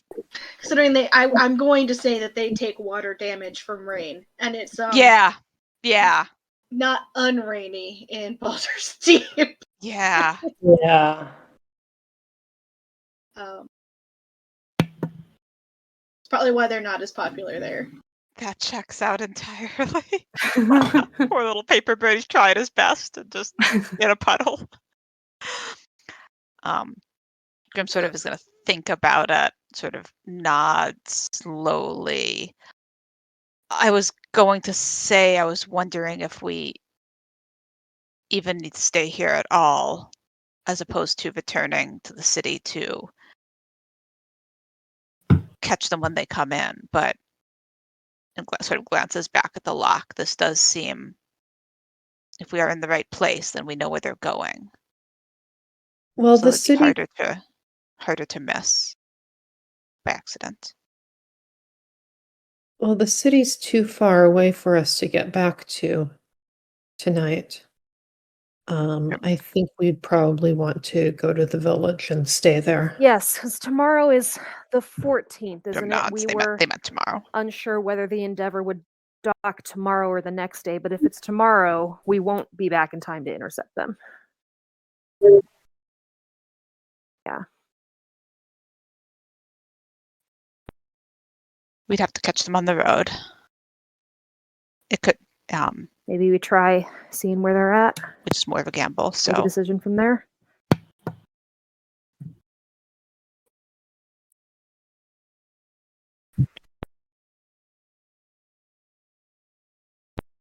Grim nods. I can't. As long as he's in the hold, I can't see much beyond that. But when they remove him from the hold, that will. If they remove him from the If I hold, can that'd see be an him at all, indicator that they're I'll- coming I'll- close. See that he's no longer there.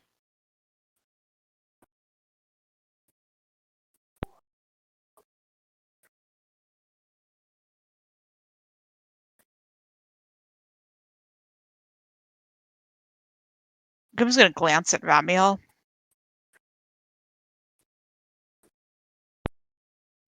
Romuald will meet your gaze.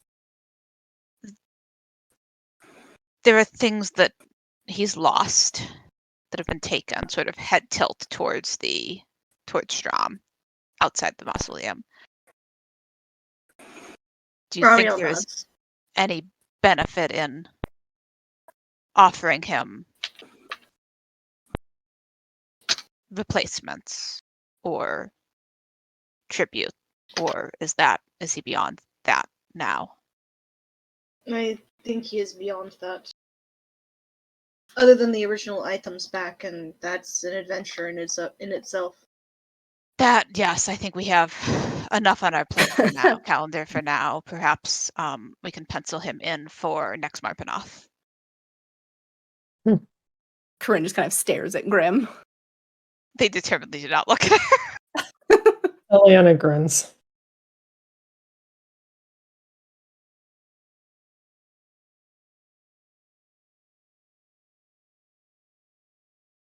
And Grim sort of is focused, but also sort of like continually glancing towards the door of the mausoleum anytime there is like a sound outside, like like the wind or a tree branch scratching against the fence or something. Like they're there's plenty startling of a little bit. Yeah, there's plenty of sus sounds too. Yeah. Is there anything else for us here then now? I was about to ask the same thing. Since it sounds as though we are resolved in returning to the village, finding a place to hunker down for the night, checking in on our target, and then seeing what can be done from there. I do know a place that is closer than the village, for what it's worth. It's not good for staying right for a long period of time, but we can at least stay there for the evening. If they'll Good be enough. okay with hosting us, then yes, let's go there. Are they family? Eliana grins. No, no. It's a farming family. I've stayed there several times when investigating this place.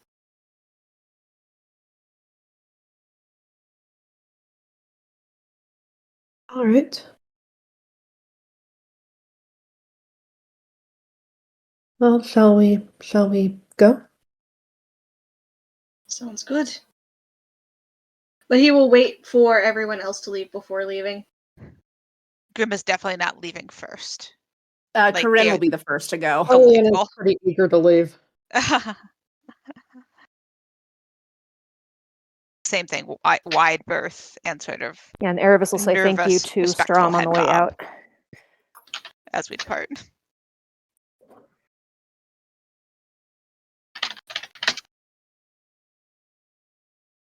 Okay.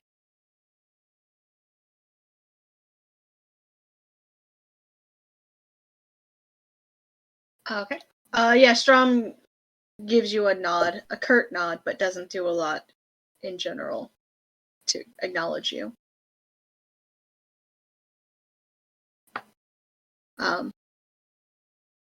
Yeah, your horses are where you left them. Great. To the horses. Yeah. I'm gonna go So, check that I'm out. going What to is say Ryan munching on? That Orion is munching on something.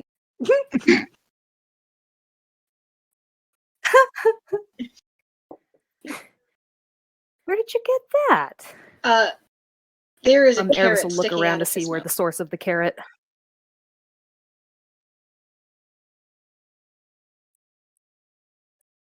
There is no place that there would have been a carrot just around. Well then. Okay. And Well then then. she's gonna glance at Ramiel and say, "Do ghosts around here happen to carry carrots in their pockets?"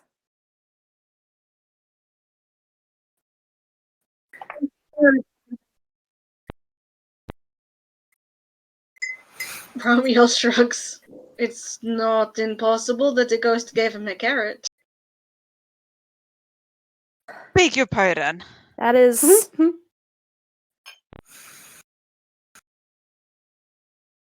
But how would they have gotten it? It wouldn't have. It's not. I mean, I guess there's farms around here, but didn't think it was the season for carrots. Yes, mostly. Are you concerned how the ghost got the carrot? Ghosts can conjure items, occasionally, small things, as boons for those that help them Okay. please them in some way. That's why so many people leave tributes for the dead, I think. Is there any carrot that's still visible?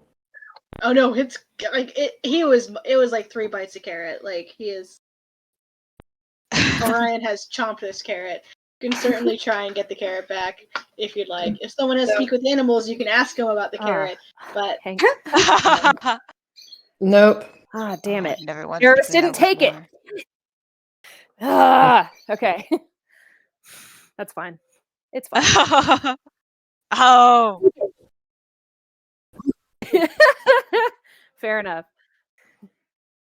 Grim is now also giving Orion a wide berth. Well, I suppose Orion. that's Favored by ghosts. a Yeah. good sign. They don't mean our animals any harm.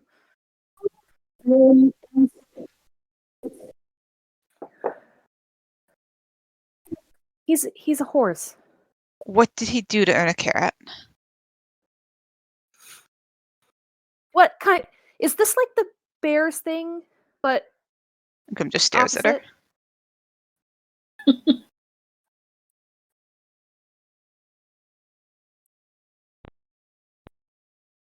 Never mind. What? Grim also looks mystified. You all are thinking far too much about this. Well, And Corinne goes to fair enough, I suppose. to Hervis will mount also her mount I'm her horse. tired.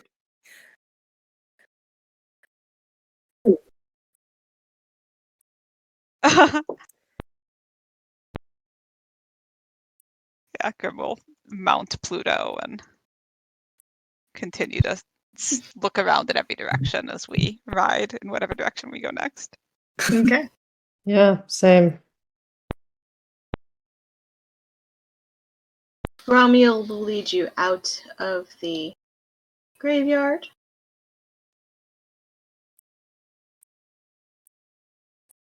Down the road, through the fog.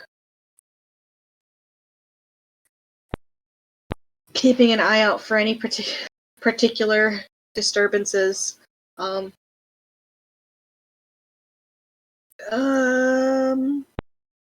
Corinne, Yes. to your right, as you're riding, you see a green blinking light.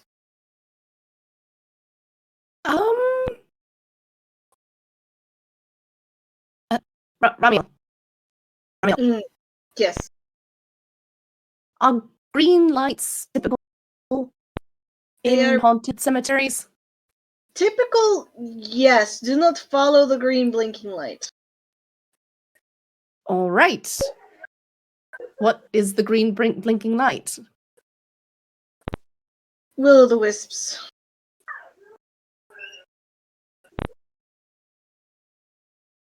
Lovely.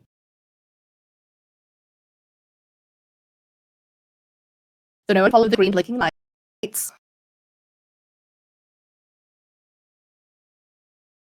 Grim glances over towards the green blinking light to see what they're not supposed to be following. Yeah, there's a faint beckoning green light. It seems nice. It's really pretty.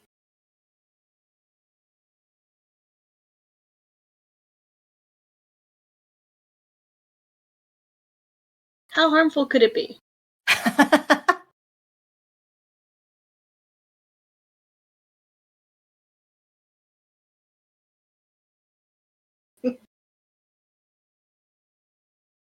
As far as Corinne is concerned, the paladin has said, ignore it, so she is studiously ignoring it.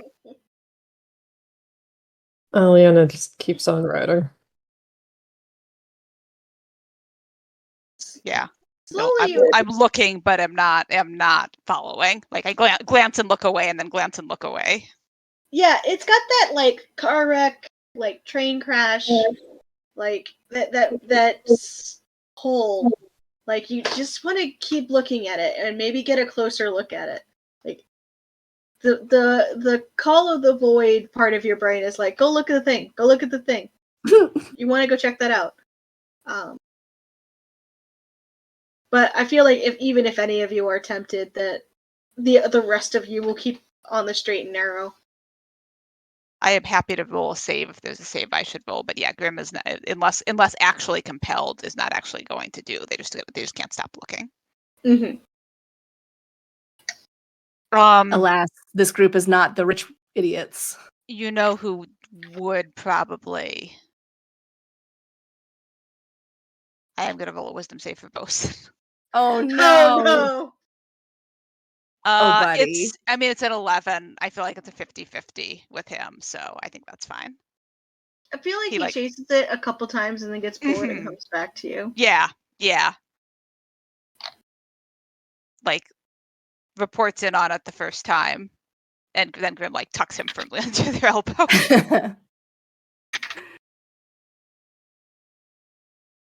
Oh, buddy.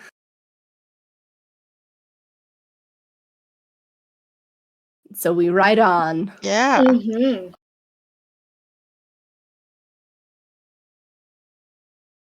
So you'd ride on. The fields around you turn away from the graveyard. The kind of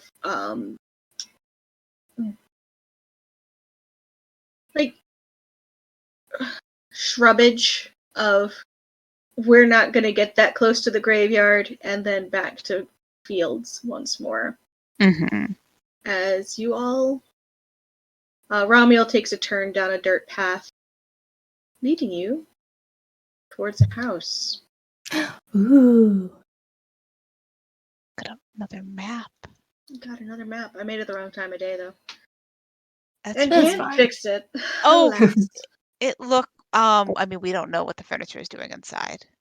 I've got some other concerns than the time of day. What was that? I've got some other concerns than the time of day, but like It's fine. We're outside. Everything is fine. It's a cozy place that we're riding up to. Fine. Yeah, as you all approach, you notice that this house is abandoned.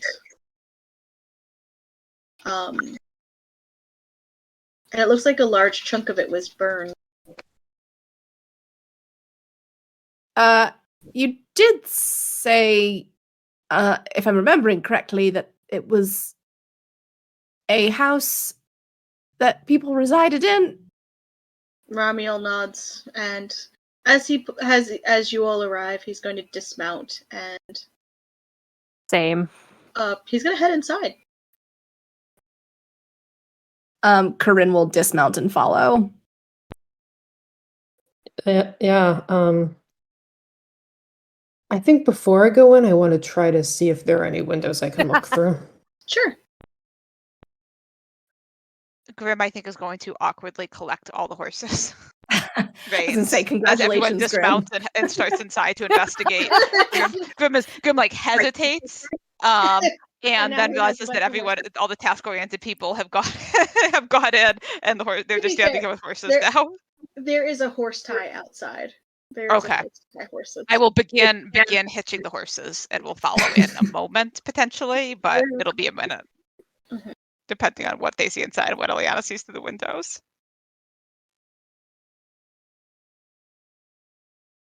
Eliana, you don't see anything through the windows. They're a bit grimy and a bit dirty. Almost charred in places. Like they've been hit. Like they got some significant smoke damage to the windows. Like you can clean them off, but you'd have to clean both sides.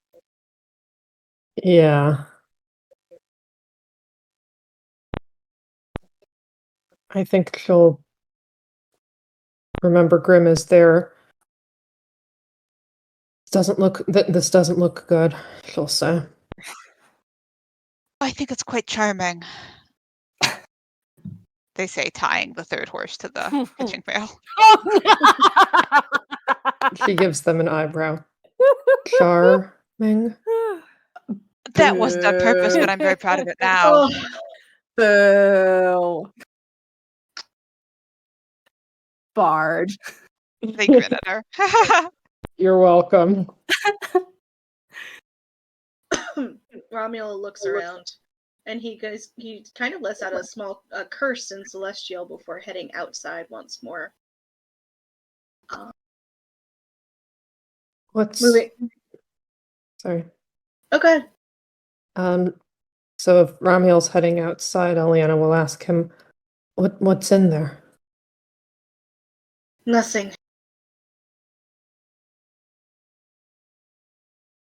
No people? No one. He's going to head to the side of the house. Same. Corinna's gonna do some snooping Investigation around the house time. to see if she can find any cause of burning. Sure. Roll me investigation or Perception. survival or perception, whatever you all want to roll. Make it. Yeah. That's Okay. a 14 perception for Let's do Erebus. investigation. It's a 13. 13. Okay. Okay. Nothing immediate. I mean, it looks like it doesn't look unnatural. I guess that's the immediate thought. This looks like maybe it was an accidental house fire? It doesn't look like this pretty far away from the fireplace to have just been, fires happen. But it doesn't look like it was unnatural. It doesn't look like it was an attack or anything. You don't see any notices of of ill intent or any intent at all, really. It looks like maybe a candle got knocked over somewhere, or I mean, there's 8 million things that can cause a fire when you're in the medieval times. Like, I'm not even gonna fucking lie. Like, Yeah. there's 8 million of them. Yeah. Like, everything's made of pitch. Like, it's bad. It's pitch and oil everywhere, and Yeah. candles as your light source. Disasters happen.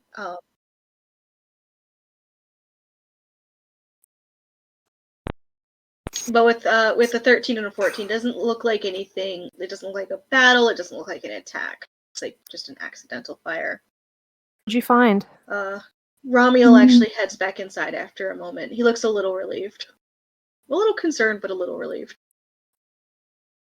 Well, it doesn't look like there's any foul play. No.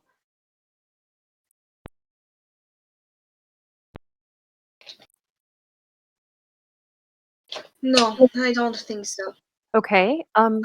Just a single grave. Was that there the last time you were here? Just one? Just fine.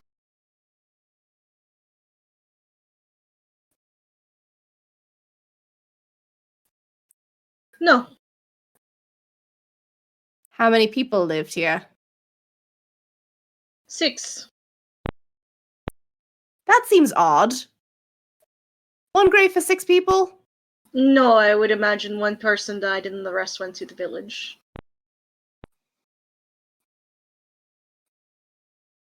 But they clearly were not Makes under sense. attack or fleeing if they had time so to then bury we their could dead. probably ask after them when we get back to the village. That's We true. have time. Okay.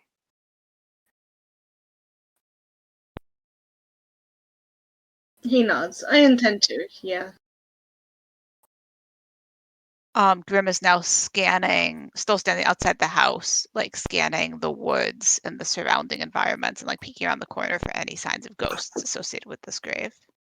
Grim, roll me perception, Or I insight, guess investigation. anything else Choose that a might thing. be happening. Nat 20, 22 Ooh. perception. Nice. Grim. Hypervigilance pays off. Oh my god, Grim. Okay. So you're looking around and you grew up on the dockboard. You grew up in the seedier, rougher areas of town. You don't see any immediate threats. You don't see anything like that. You do see a bunch of empty wine bottles near the field here. You do see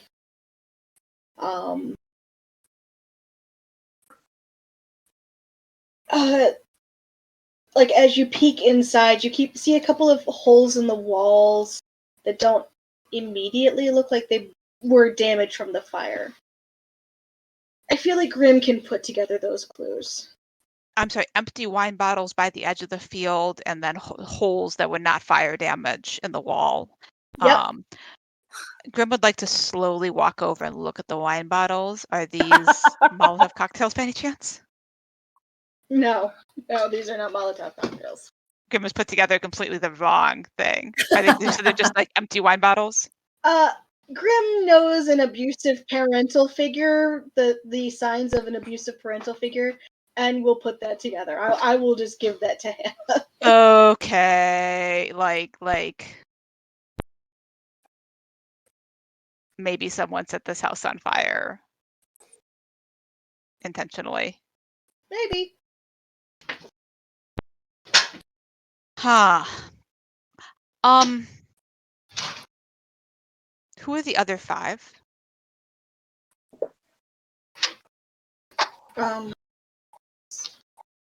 There's 4 children, and then the mother.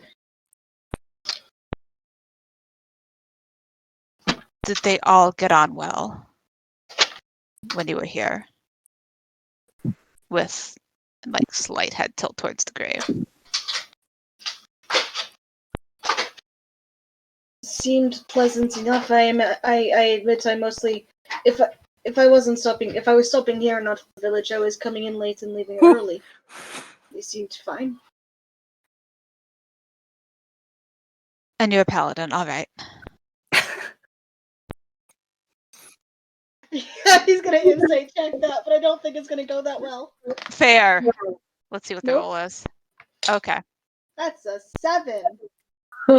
It was the tone. The tone was intended to be fairly flat. Like this was like Grim was not actively snarking, but with a 7, that's all you get, I think.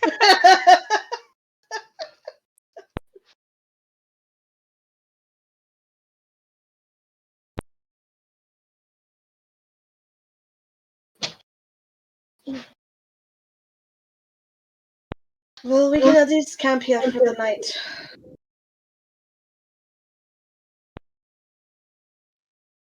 Right.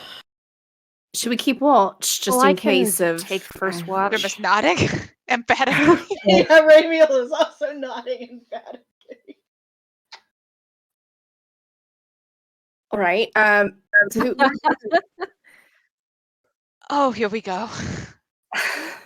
And like they look like they're laughing just a little bit, and like that's sort of like I mean, it would like just a tiny bit hysterical at the edges, relieved, like to be laughing.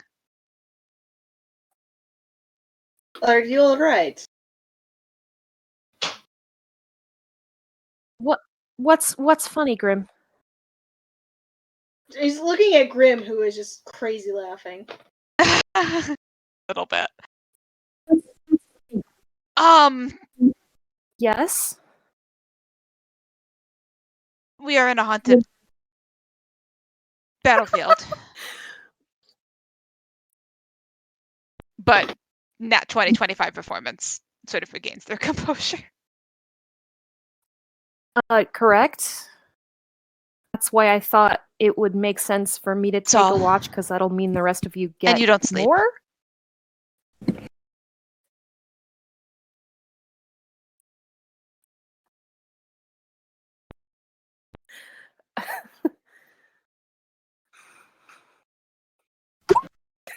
I will let you sort that out amongst yourself.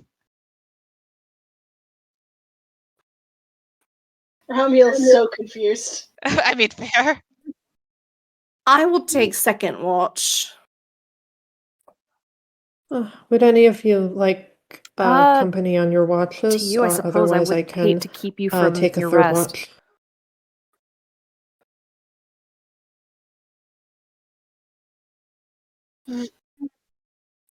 Okay, well, you can sit with me for a bit if you'd like. No, I think it will take some time Okay. for me to get to sleep. Yeah, I think I would. If we I can will split be it awake so as we often can, as I am not, mm, I think. So Okay. I'll we can come split get it you so when I'm there's done always then. an elf and a non-elf on watch.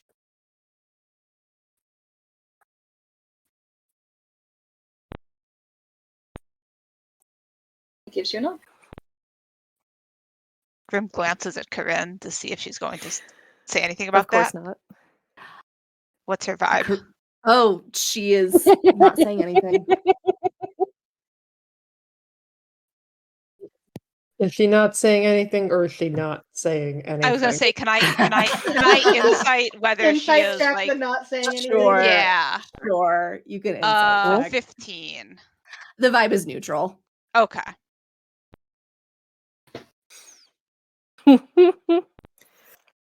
we're trying to decide whether to be concerned about her for missing an opportunity to poke fun. I think I am going to begin to will very sort of slowly move into the house and sort of pauses in the door frame. We'll check the vibes. Realizes it's just a house. Also realizes they don't want to be in it quite yet, and we'll go out to help get the horses settled in before returning. And when returning, we'll find a place and take out the scrying bowl. But that's probably a good 20-30 minutes later. So I think Corinne, in the meantime, will look to find the most comfortable thing available Mm-hmm.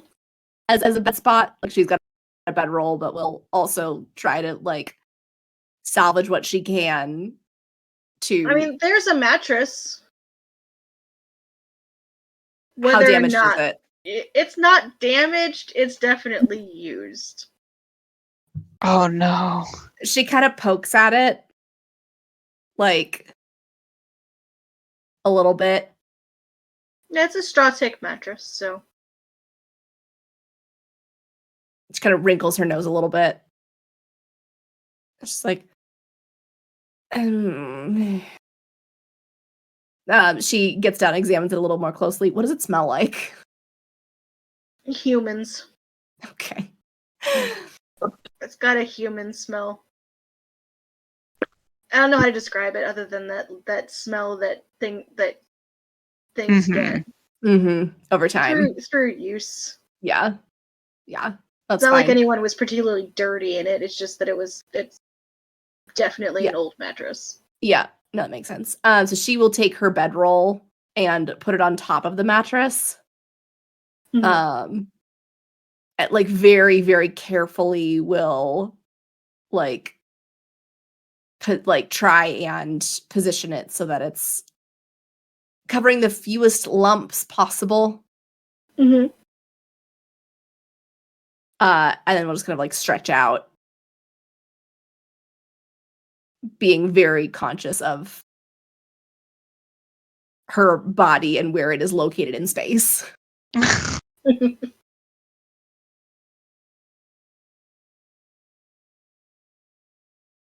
Ramiel's just gonna take a seat near the door, pull off some of his more pain in the ass bits of armor.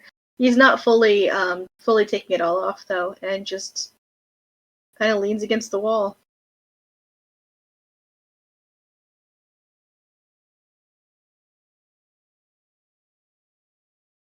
He wasn't planning on going on a trip and doesn't have any camping gear. Oh, Yeah, buddy. fair. That's okay. He just needs to trance. He can sit to do that. Erebus will take up a post outside.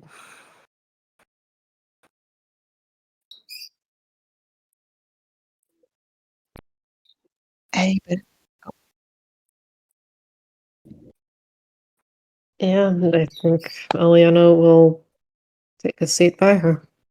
Okay. Keep her eyes open. And Grim is going to scry?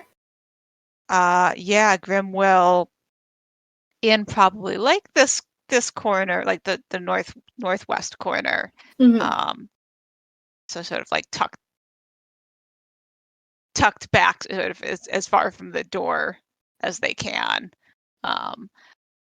with the door in their line of sight, so like back to the wall, is going to take out the scrying bowl, pour a bit of water into it, stare into it, and I think we'll start by scrying on Scarin, finally, or attempting to.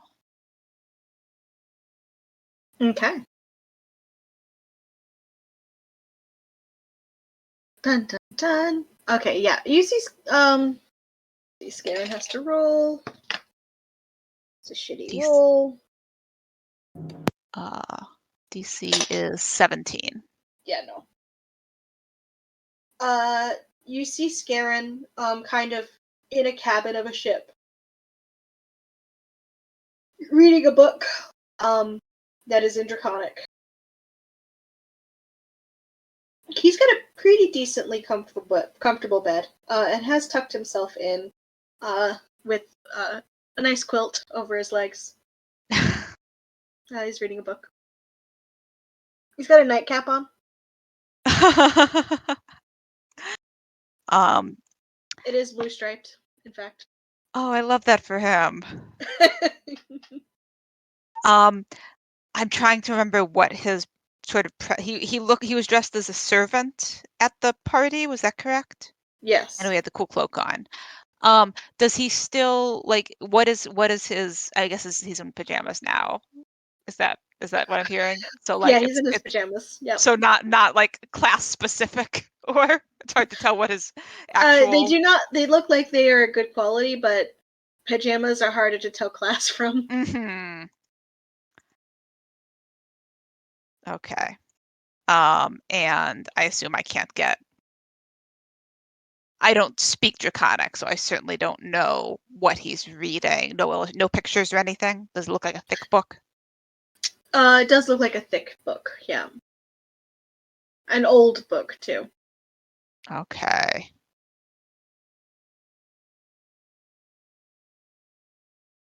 Um, and he sounds comfortable, doesn't look concerned. Does he have any visible injuries? He does have a split lip and a healing black eye. Yeah. Okay. All right. Um, Grim will end the scry after a couple of, like, same thing they've been doing, sort of watch for a couple of minutes, um, just to sort of confirm that whether it looks like anything is going to change. But if it looks like Scarin is settled in, then they will end the scry. Mhm. And we'll sort of say aloud, well, good for you.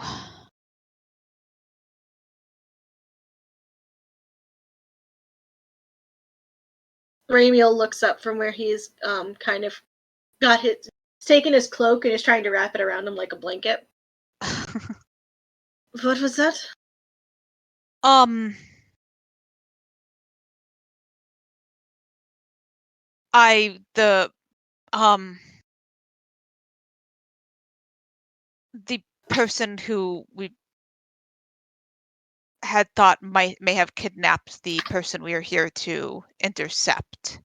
Um, we knew the person, the hostage, the descendant, he looks as if he'd been fighting. Um, you know how when someone has been fighting, they say you should have seen the other guy, yeah? Yes. I have seen the other guy. Oh, good to know your hostage is putting up a fight. If they have fight, they have hope.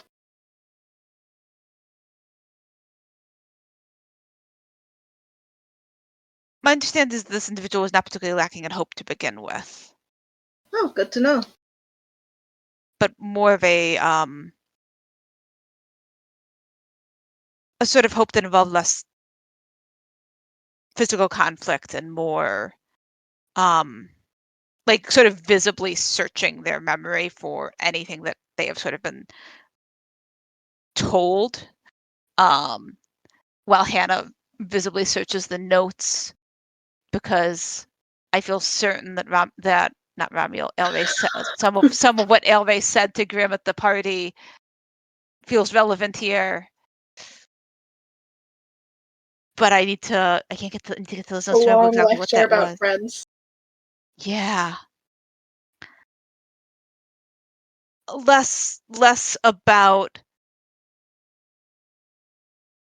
Less about fighting and more about oneness with the ocean, I believe.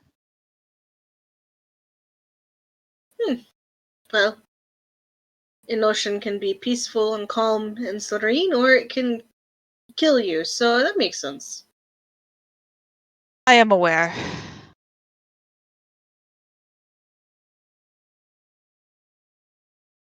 Ramiel nods to you.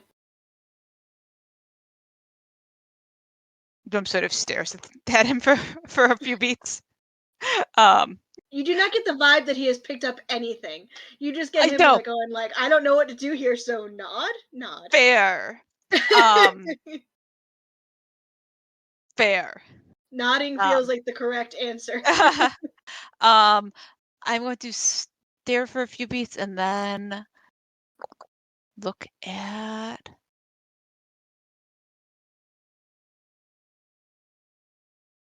I am going to. No, it's late, right? Yeah, it's getting towards Okay. night again. I am Yeah. not going to cast Sending the Karis. Yeah, at this particular moment of You time, then could. You could. I She's could, probably I awake. could. There are You so know, many people that. Karis is an elf. She only sleeps for. She only transits for Oh, 4 that's hours a day. right. Grim doesn't remember that. Like, even though they were just teasing Arrogance about it, they have not generalized this. This is weird to them, even though no, they were on a ship with elves. It's fine. Sorry for this extremely long tangent. I think Grim will sort of look back down into the scrying bowl and is going to scry on Pyria. Okay. Just check on our ducklings. You see, Pyria is actually having dinner at the last call. Oh. She is sitting across from Say, who has she wears this long highwayman's coat. It is Mhm. actually draped over one of her shoulders. It is not, in fact. She's not like got her arm through the sleeve, so it looks like she might be injured. Um, you notice that also Alina is nearby, with a short sword strapped to her back, and is quote unquote having dinner with Ilya, who is more subtly armed, but not nearly as, but more armed. Um, they're eating nearby, but keeping an eye on the pair as Pyria and Say talk. Pyria's like, Okay. Grim was going to swing the sensor around a bit and see if they could clock a bodyguard, but it seems like this first glance has found them several bodyguards. at least two. At least two. At least Delightful. two. Okay. And Pyria, does she look sort of normal-ish, like not unusually stressed or Yeah. She looks stressed but fine. She doesn't look hurt. Okay. She's actually talking to Say, what? Okay. So they got you while you were on your hunt. Say's like, right, it's not a big deal. I just a bolt of some sort. It just prevents magical healing, which is kind of a pain in the ass. Pyria just shakes her head. Maybe you should slow down then and take it as a sign. Is Penny alright? And Say kind of gives her a smile. Yes, it's actually Constance now. She changed her name. She decided that she wanted something that fit her a bit better.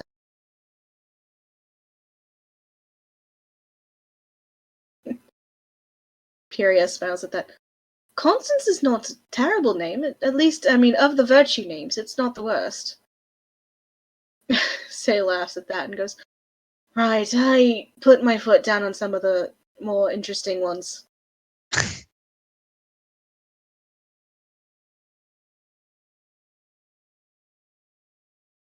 How many minutes of scrying do I need to fill with chat? I get it's 10 minutes. I'm not gonna ask you. I'm not gonna make you play out the whole, Alright, the I whole can 10 play out minutes. 10 minutes of But conversation. I know right you now, can. I believe in you. But Grim actually is not going to listen to 10 minutes because Grim is going to still swing the sensor around a bit. Mhm. In like it's locked more or less close to the target, but is going to sort of just look around and see if they can see. I mean, anyone else they recognize, but in particular, they're just Sure. like, how's Kalindra doing? Is what they're looking for. Yeah, Kalindra's doing great. She seems to be serving tonight. Seems like there's some sort of roast chicken dish on the menu that's doing very well. Delightful. The chicken dish. Yep. They will look up like and the scry again sort of once they have like they'll watch for a minute and then end the scry sort of an approving nod.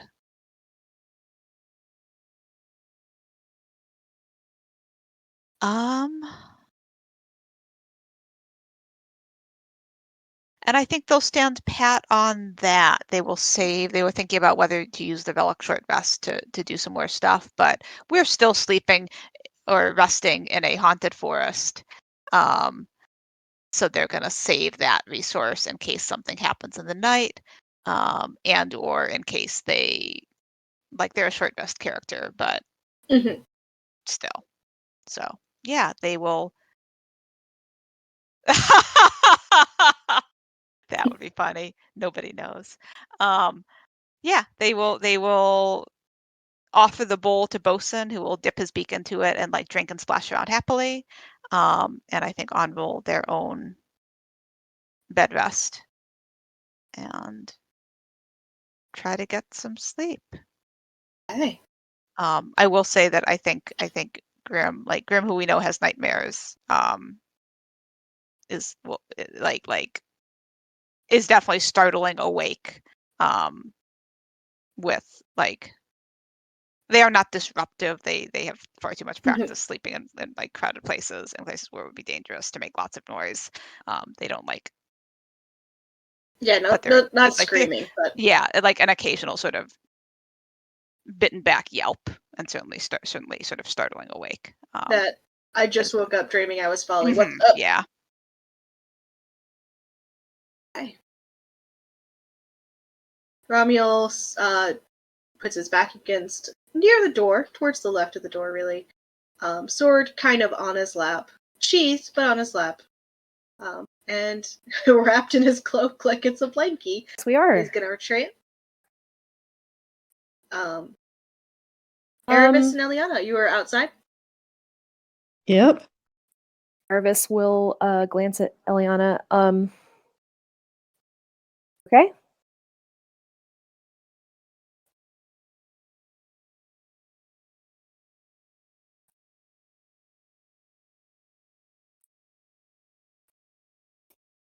Yeah, Eliana it's sighs. disturbing.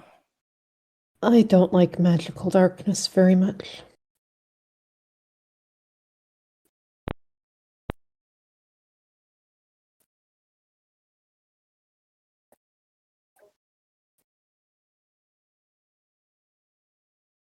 Yeah. Just like Yeah, it almost makes me think we can see pretty much everywhere else, but not that. Go ahead. I'll figure out how I was going to finish that sentence.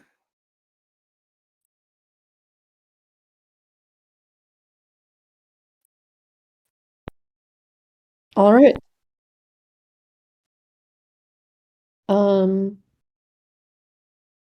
You get a set of images. This monologue is going to start off at least more image based than than word-based. But she's in the Castellanter house. She can't see anything. She doesn't know where her friends are. And nothing like this has ever happened to her before.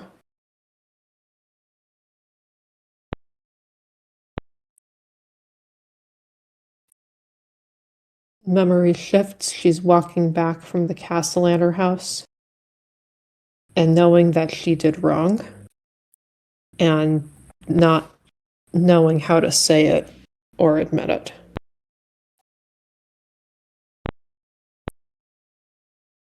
And then she tries to shift the memory. And the image that she calls to mind is the drift globe. It's glowing. It's lighting up the dark, just regular dark this time. But it is providing some illumination. And she grabs that memory and she's holding on to it.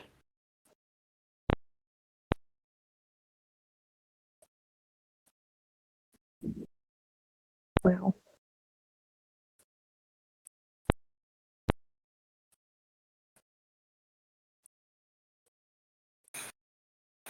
Liam's great. Okay, so Erebus will say, makes me think that there was something to hide or something, I don't know, meant to keep people out. I don't know.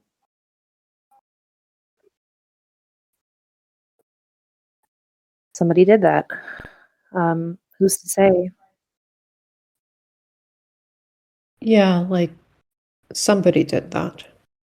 Do you suppose Brienne put it It's there? not the work of it's not the work of just the ghost, but yeah, who can say? Some of them can do magic. But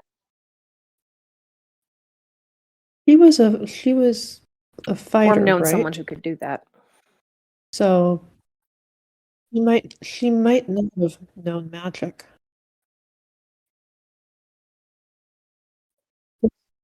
Yes, I can. She definitely would have known someone who could do that. Oh, does Grim still has it? Curran has the dossier, right? I think Grim Okay. had it last. All right. Oh, sorry. So, I thought that was about the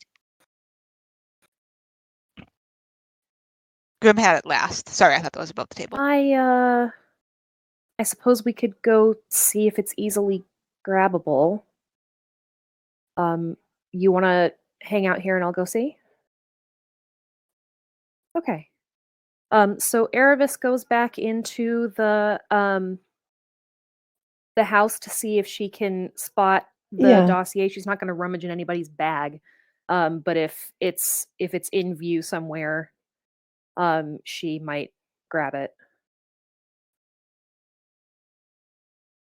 Okay. So it's not in view somewhere. But she does see Ramiel wrapped up in his coat and is like, Okay. "Oh no, he didn't bring a Would be in the blanket." haversack. Okay. Correct. She does have a blanket. She's not using it currently. Oh. So she will go back out to her bag and get it out and then just kind of see if he's too deeply in trance to notice that she's there. Okay. She'll just kind of tuck it around his shoulders and then head back out. Yeah, he's out. No, whoever had it last has it in their bag. Okay.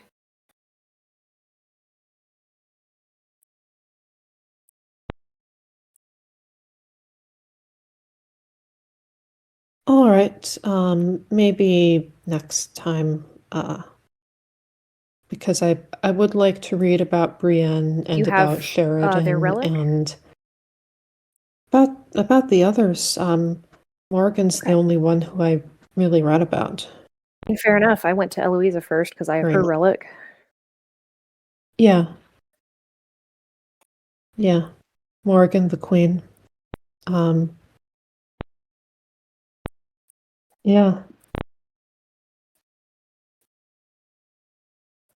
You both hear a rustling from behind the wood pile. Yeah, I'll stand up too, but not like do a lot of movement Gonna yet. get up and take a couple of careful steps in that direction and keep on listening.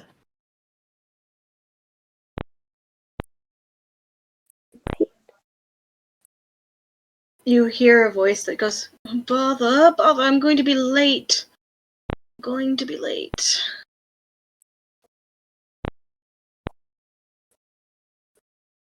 Does this sound like a familiar voice? No.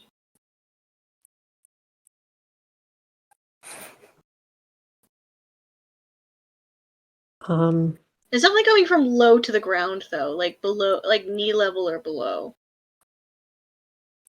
like a child voice?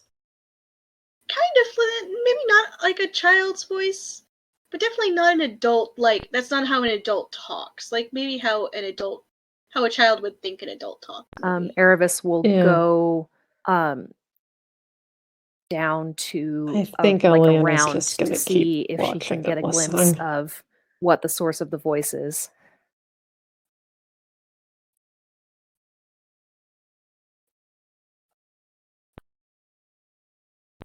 Okay.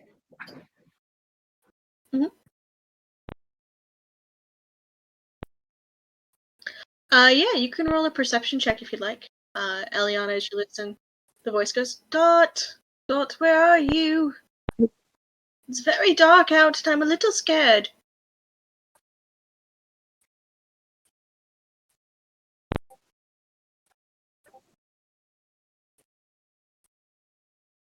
You both see what appears to be a small stuffed bear, missing an eye, kind of a little dirty, searching around the woodpile for something. Oh no.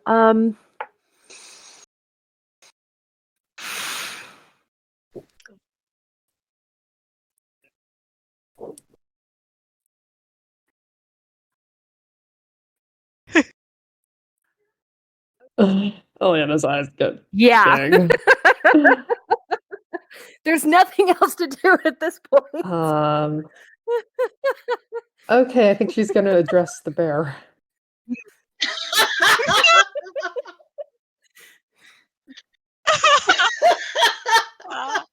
Amazing. You address that bear. What are you looking for? He turns around, freezes, and then falls over, and then he's very clearly pretending to not be alive. It's okay. We're not gonna hurt you. He's just a normal teddy bear. Just a normal 100% real teddy bear.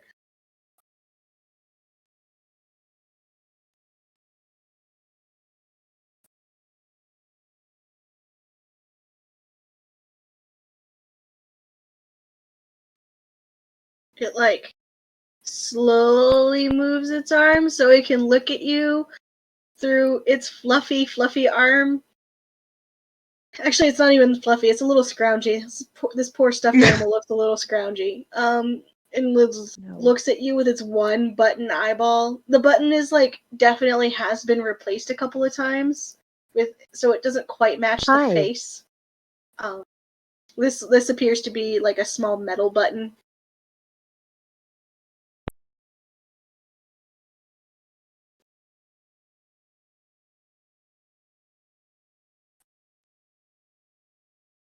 Nice to meet you too. What's your name? Hello. It's nice to meet you. It's Barry.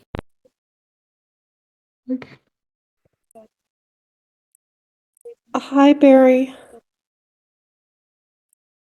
There isn't anybody home right now, but they might have gone to the village.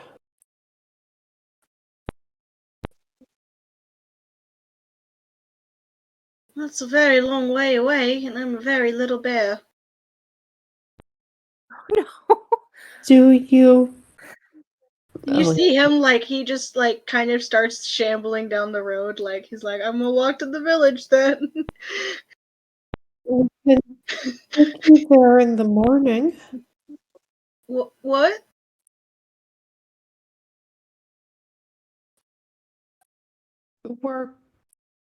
We'll be going to the village.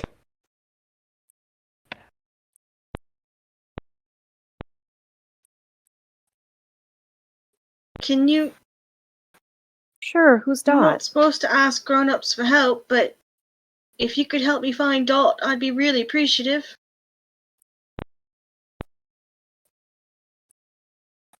Yeah. Dot's the best girl in the whole world.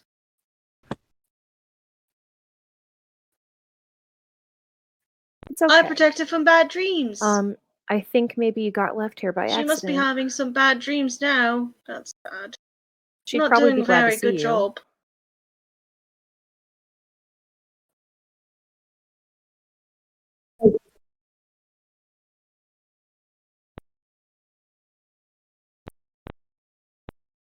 I'm sure she misses you too. I miss her very much.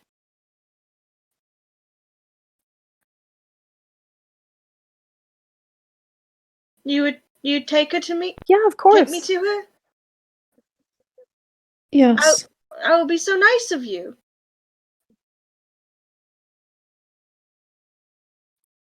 I'm sure she misses you very much, and I know you Well, miss her some very grown-ups are much nice too. and some I aren't do nice, and that's just kind of the miss way her of very things, but much. we'll do our best. You all were nice for grown-ups.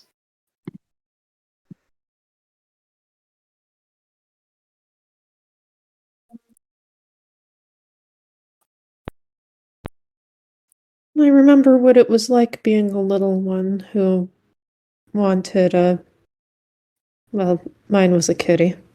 Protectors, are there a lot of you? Us protectors come in all shapes and sizes.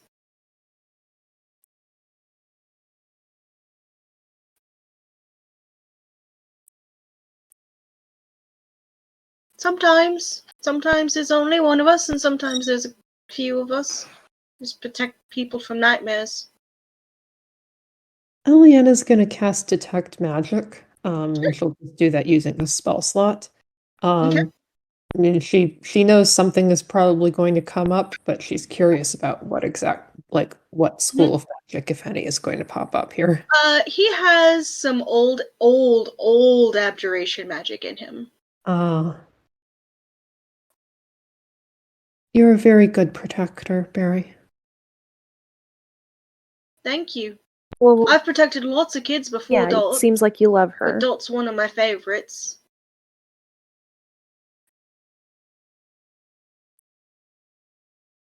I can see it on you.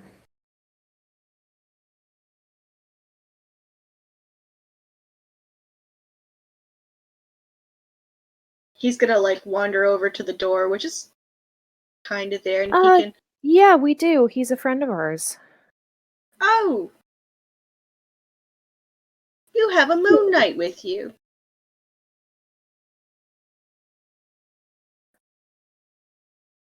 Yeah, seems like that's what they want to be.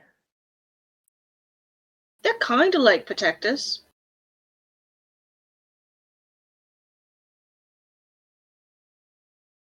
Not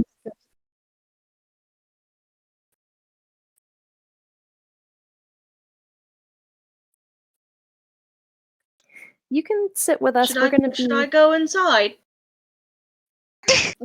or do you need help? And he's gonna Oh. sit down between you two. You can sit with us for a his little while. bare We'll be feet out out. here just making sure And it's like everything's okay. the stuffed animal bear legs.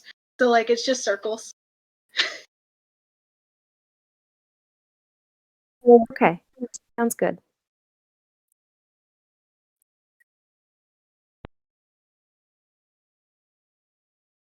Okay, I can help you.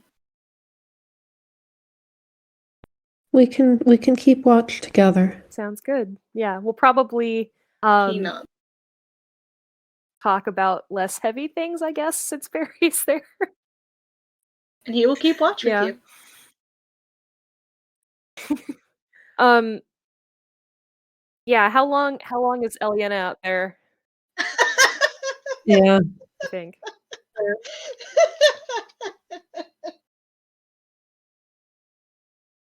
Yeah, how long is It's true. I think probably a couple of hours. Yeah, I think And the then human watches are like 2.5 hours, and then the non-human watches are like 4. yeah, and then she'll need to get some sleep.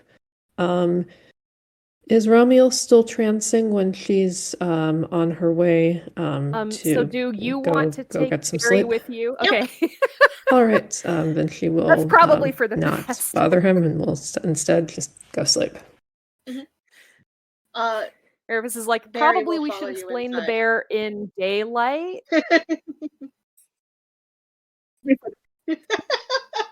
Okay. Explain the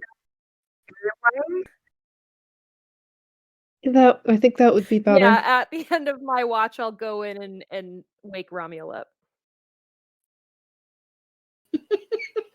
Oh, Are you waking anyone up for next watch? yeah.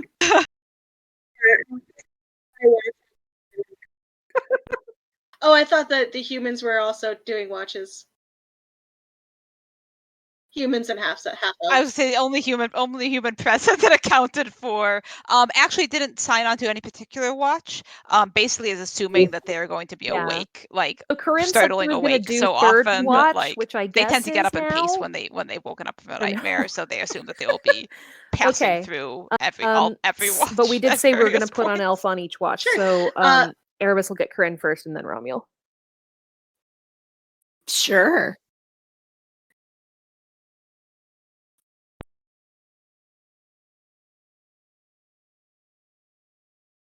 Mhm. And you can go back to sleep. So Corinne You'd rather. will get up. Uh-huh. To Erebus. Do you is outside? No. I need Okay. I need to do my part. Is Mhm. it better to be outside from a view perspective? I'm going outside. What a ridiculous question. Erebus will glance after her with a bit wraps her of a smirk blanket and then around go, her, and then go wake up Ramiel. and we'll shuffle to the door.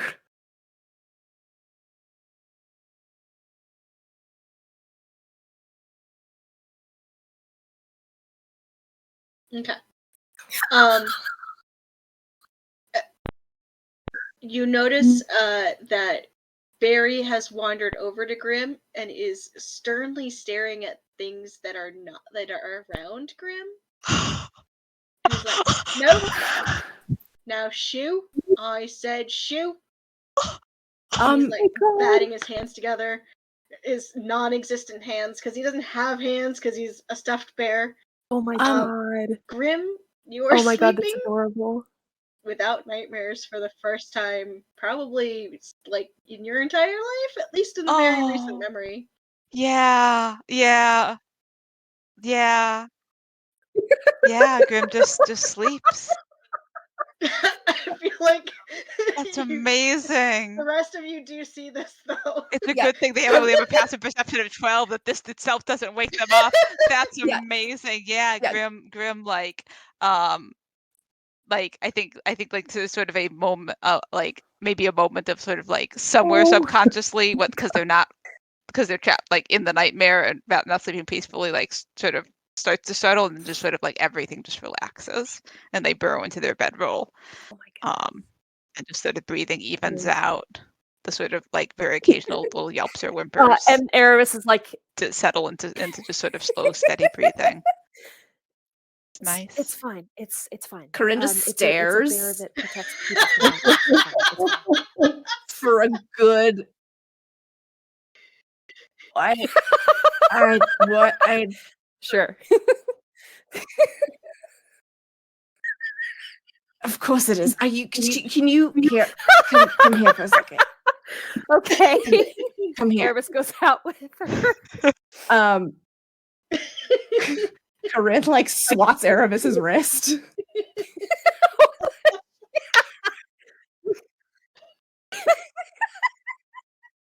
What? Erebus will lightly flick her Wait, wrist. now do it to me. It worked. I felt it the one way, but I want to just check. Correct.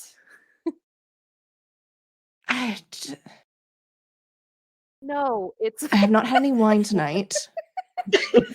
Oh, I was There's been really no hoping rum. not to have to explain this. Is this what being on hallucinogenics is like? I was really hoping not to. I've have to heard explain this stories. tonight. Okay. Rami will speak up from next to you. Actually, this is quite what like being on hallucinogenics is like. All right, I'm.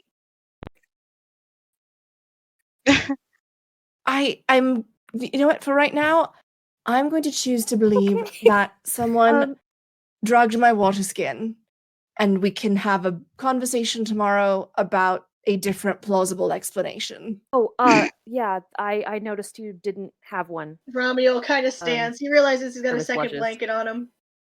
Blinks a little bit.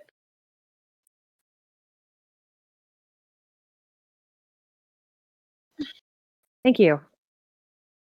Appreciated. Yeah, it kind of took off without everything. And he will just move over to you and wrap it around your shoulders and tuck you in.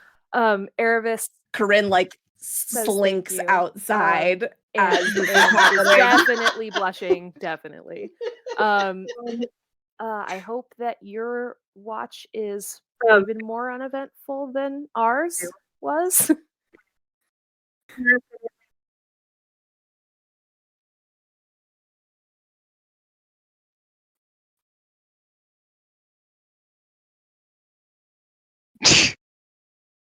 Other than finding an ancient Okay. All right. celestial I'll see you in 4 being hours.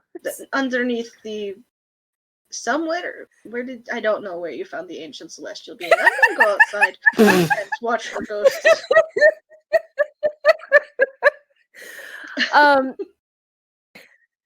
He's gonna go outside and watch for ghosts.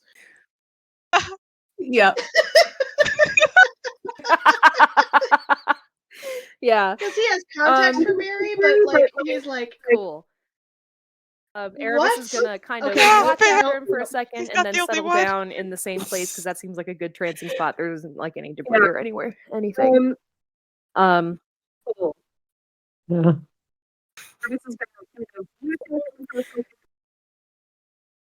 Oh my god. Barry settles down next to Grim, just sitting, kind of rocking to himself, looking around. Corinne has also made her way outside.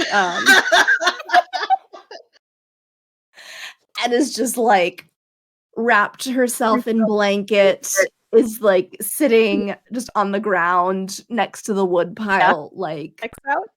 blanket pulled up to her chin, like her knees are pulled up. She has done the thing, you know, where like you sit on the ground and your knees are up and then you just envelop, you are your own tent. Yes. That's what has happened.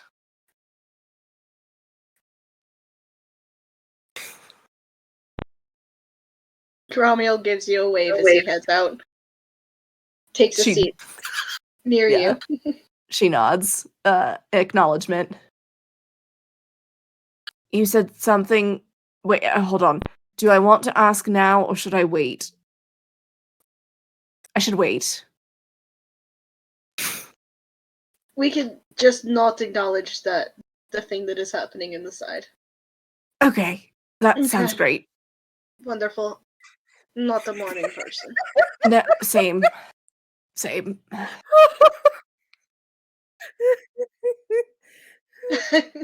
And then just like stares into the woods. Yeah, they just stare into the woods, like, Yeah.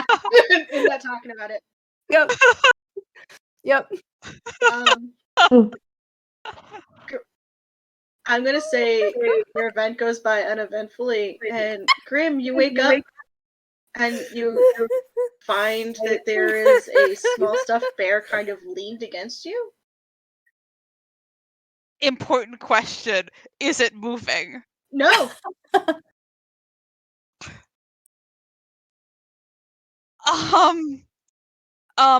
And I waking up feeling like full, like my full canonically in my head, refresh. yeah, Like Grim is probably always hyper. always has like is always carrying like half a level of exhaustion, but now is Yeah. not, and Now it's like not. so they like blink awake, realize that they feel comfortable and relaxed and rested and good, sort of look around, and sort of at the same point as which they feel like something leaning, like soft and light leaning against them, look over and sort of I think startles a little bit, and then reaches for it. Mhm. And like just sort of turns it. Is it facing away from me? It's like against you, like facing Okay. up towards the ceiling. It's just a stuffed bear. Okay. Yeah, I think I sort Kind of of like a turn rough it to stuffed look bear, at but it. And then look over at Grim. Doesn't sleep on pillows. Bosun gets like the bedroll has a pillow, like a small pillow. Bosun is on it. I look at Bosun. Has it been 4 hours? Did you do this? no. And he snores. Okay, Erebus is awake. Yeah. And kind of And I like look around. warily, Is anyone else awake and currently realizing inside? that Grim has spotted Barry before she did. I'd say it's been and is several, like, yeah, probably 4 hours. She doesn't. she...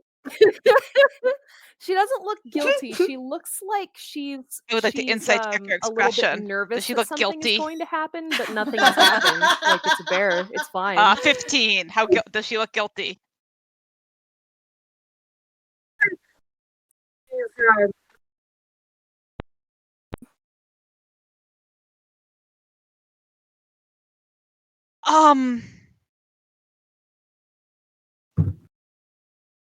I just like look at her and look at like for a while, and look at the bear, Mhm. and I can't figure out why she would like this. I think Grim decides that she must be nervous about something that isn't the bear. Like this is weird, but it's not like it's just a stuffed bear. It's just a stuffed bear, yeah. Yeah, of course. She's also wrapped in a blanket that I think I was still awake when she Yeah. wrapped it around Ramiel. So she's probably just nervous that I see that like that she got caught, probably by not just me. So she probably just thinks I'm gonna comment on it. And so I look around. Eliana's sleeping quietly. Yeah, I think she's still sleeping after that first watch.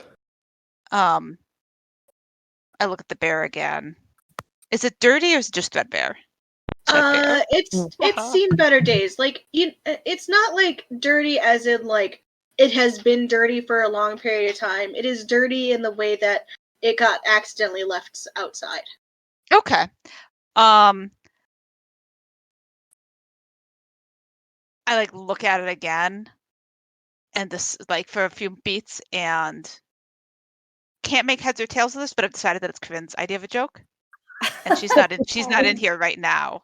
So I'm just gonna sort of pick it up and dust it off. And as soon as Grim And I has will done set it that, on the- Erebus creeps it over set it and picks up Barry and on the puts him in bedroll her pillow face. next to Bosun, like resting up against him.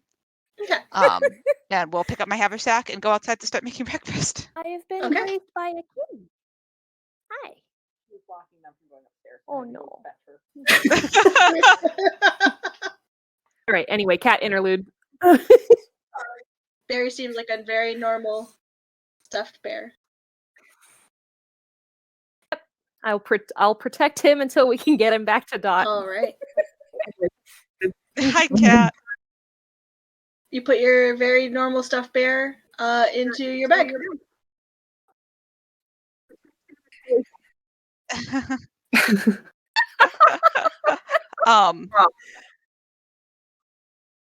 So I go outside and Yeah. how's the watch doing? Well, Corinne rolled a nat 1 on her con save, so she's She's fell asleep. snoring. Yeah. Oh no. Yep. Romual's a Incredible. priestess of Lune, so isn't going to wake her up because sleep is sacred. Oh no! So he's just relaxing, enjoying the sunrise. He's not enjoying the sunrise. He's a drow. Haha. He's got sunglasses on. Everyone knows. I definitely don't wake. I'm not gonna wake Corinne up. That's a fool's errand. I'm not gonna ignore I think I probably if Ramiel looks my direction as I leave, I will give him a small nod. Yeah. He's in half wave mode. Yeah, no half wave, but small nod. And I will go move a safe distance from the house. And we'll begin. Yeah, just set up the cook stove, begin making breakfast. Okay. What a glorious As you ending. begin making breakfast and the day dawns, bright and well rested, we're gonna call it for tonight. Oh, what a Amazing. treat.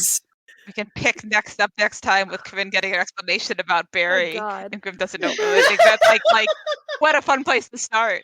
Wow. Oh my gosh. Also, That was I guess we'll see wild. if the Endeavor lands and we have to fight. Yeah. What an Ooh, eventful okay. what an eventful Nighttall 14th we may have. Oh my goodness. That's fun. And also, Eliana, I think, is going to ask to have something translated sooner rather than later. Ooh, that's intriguing.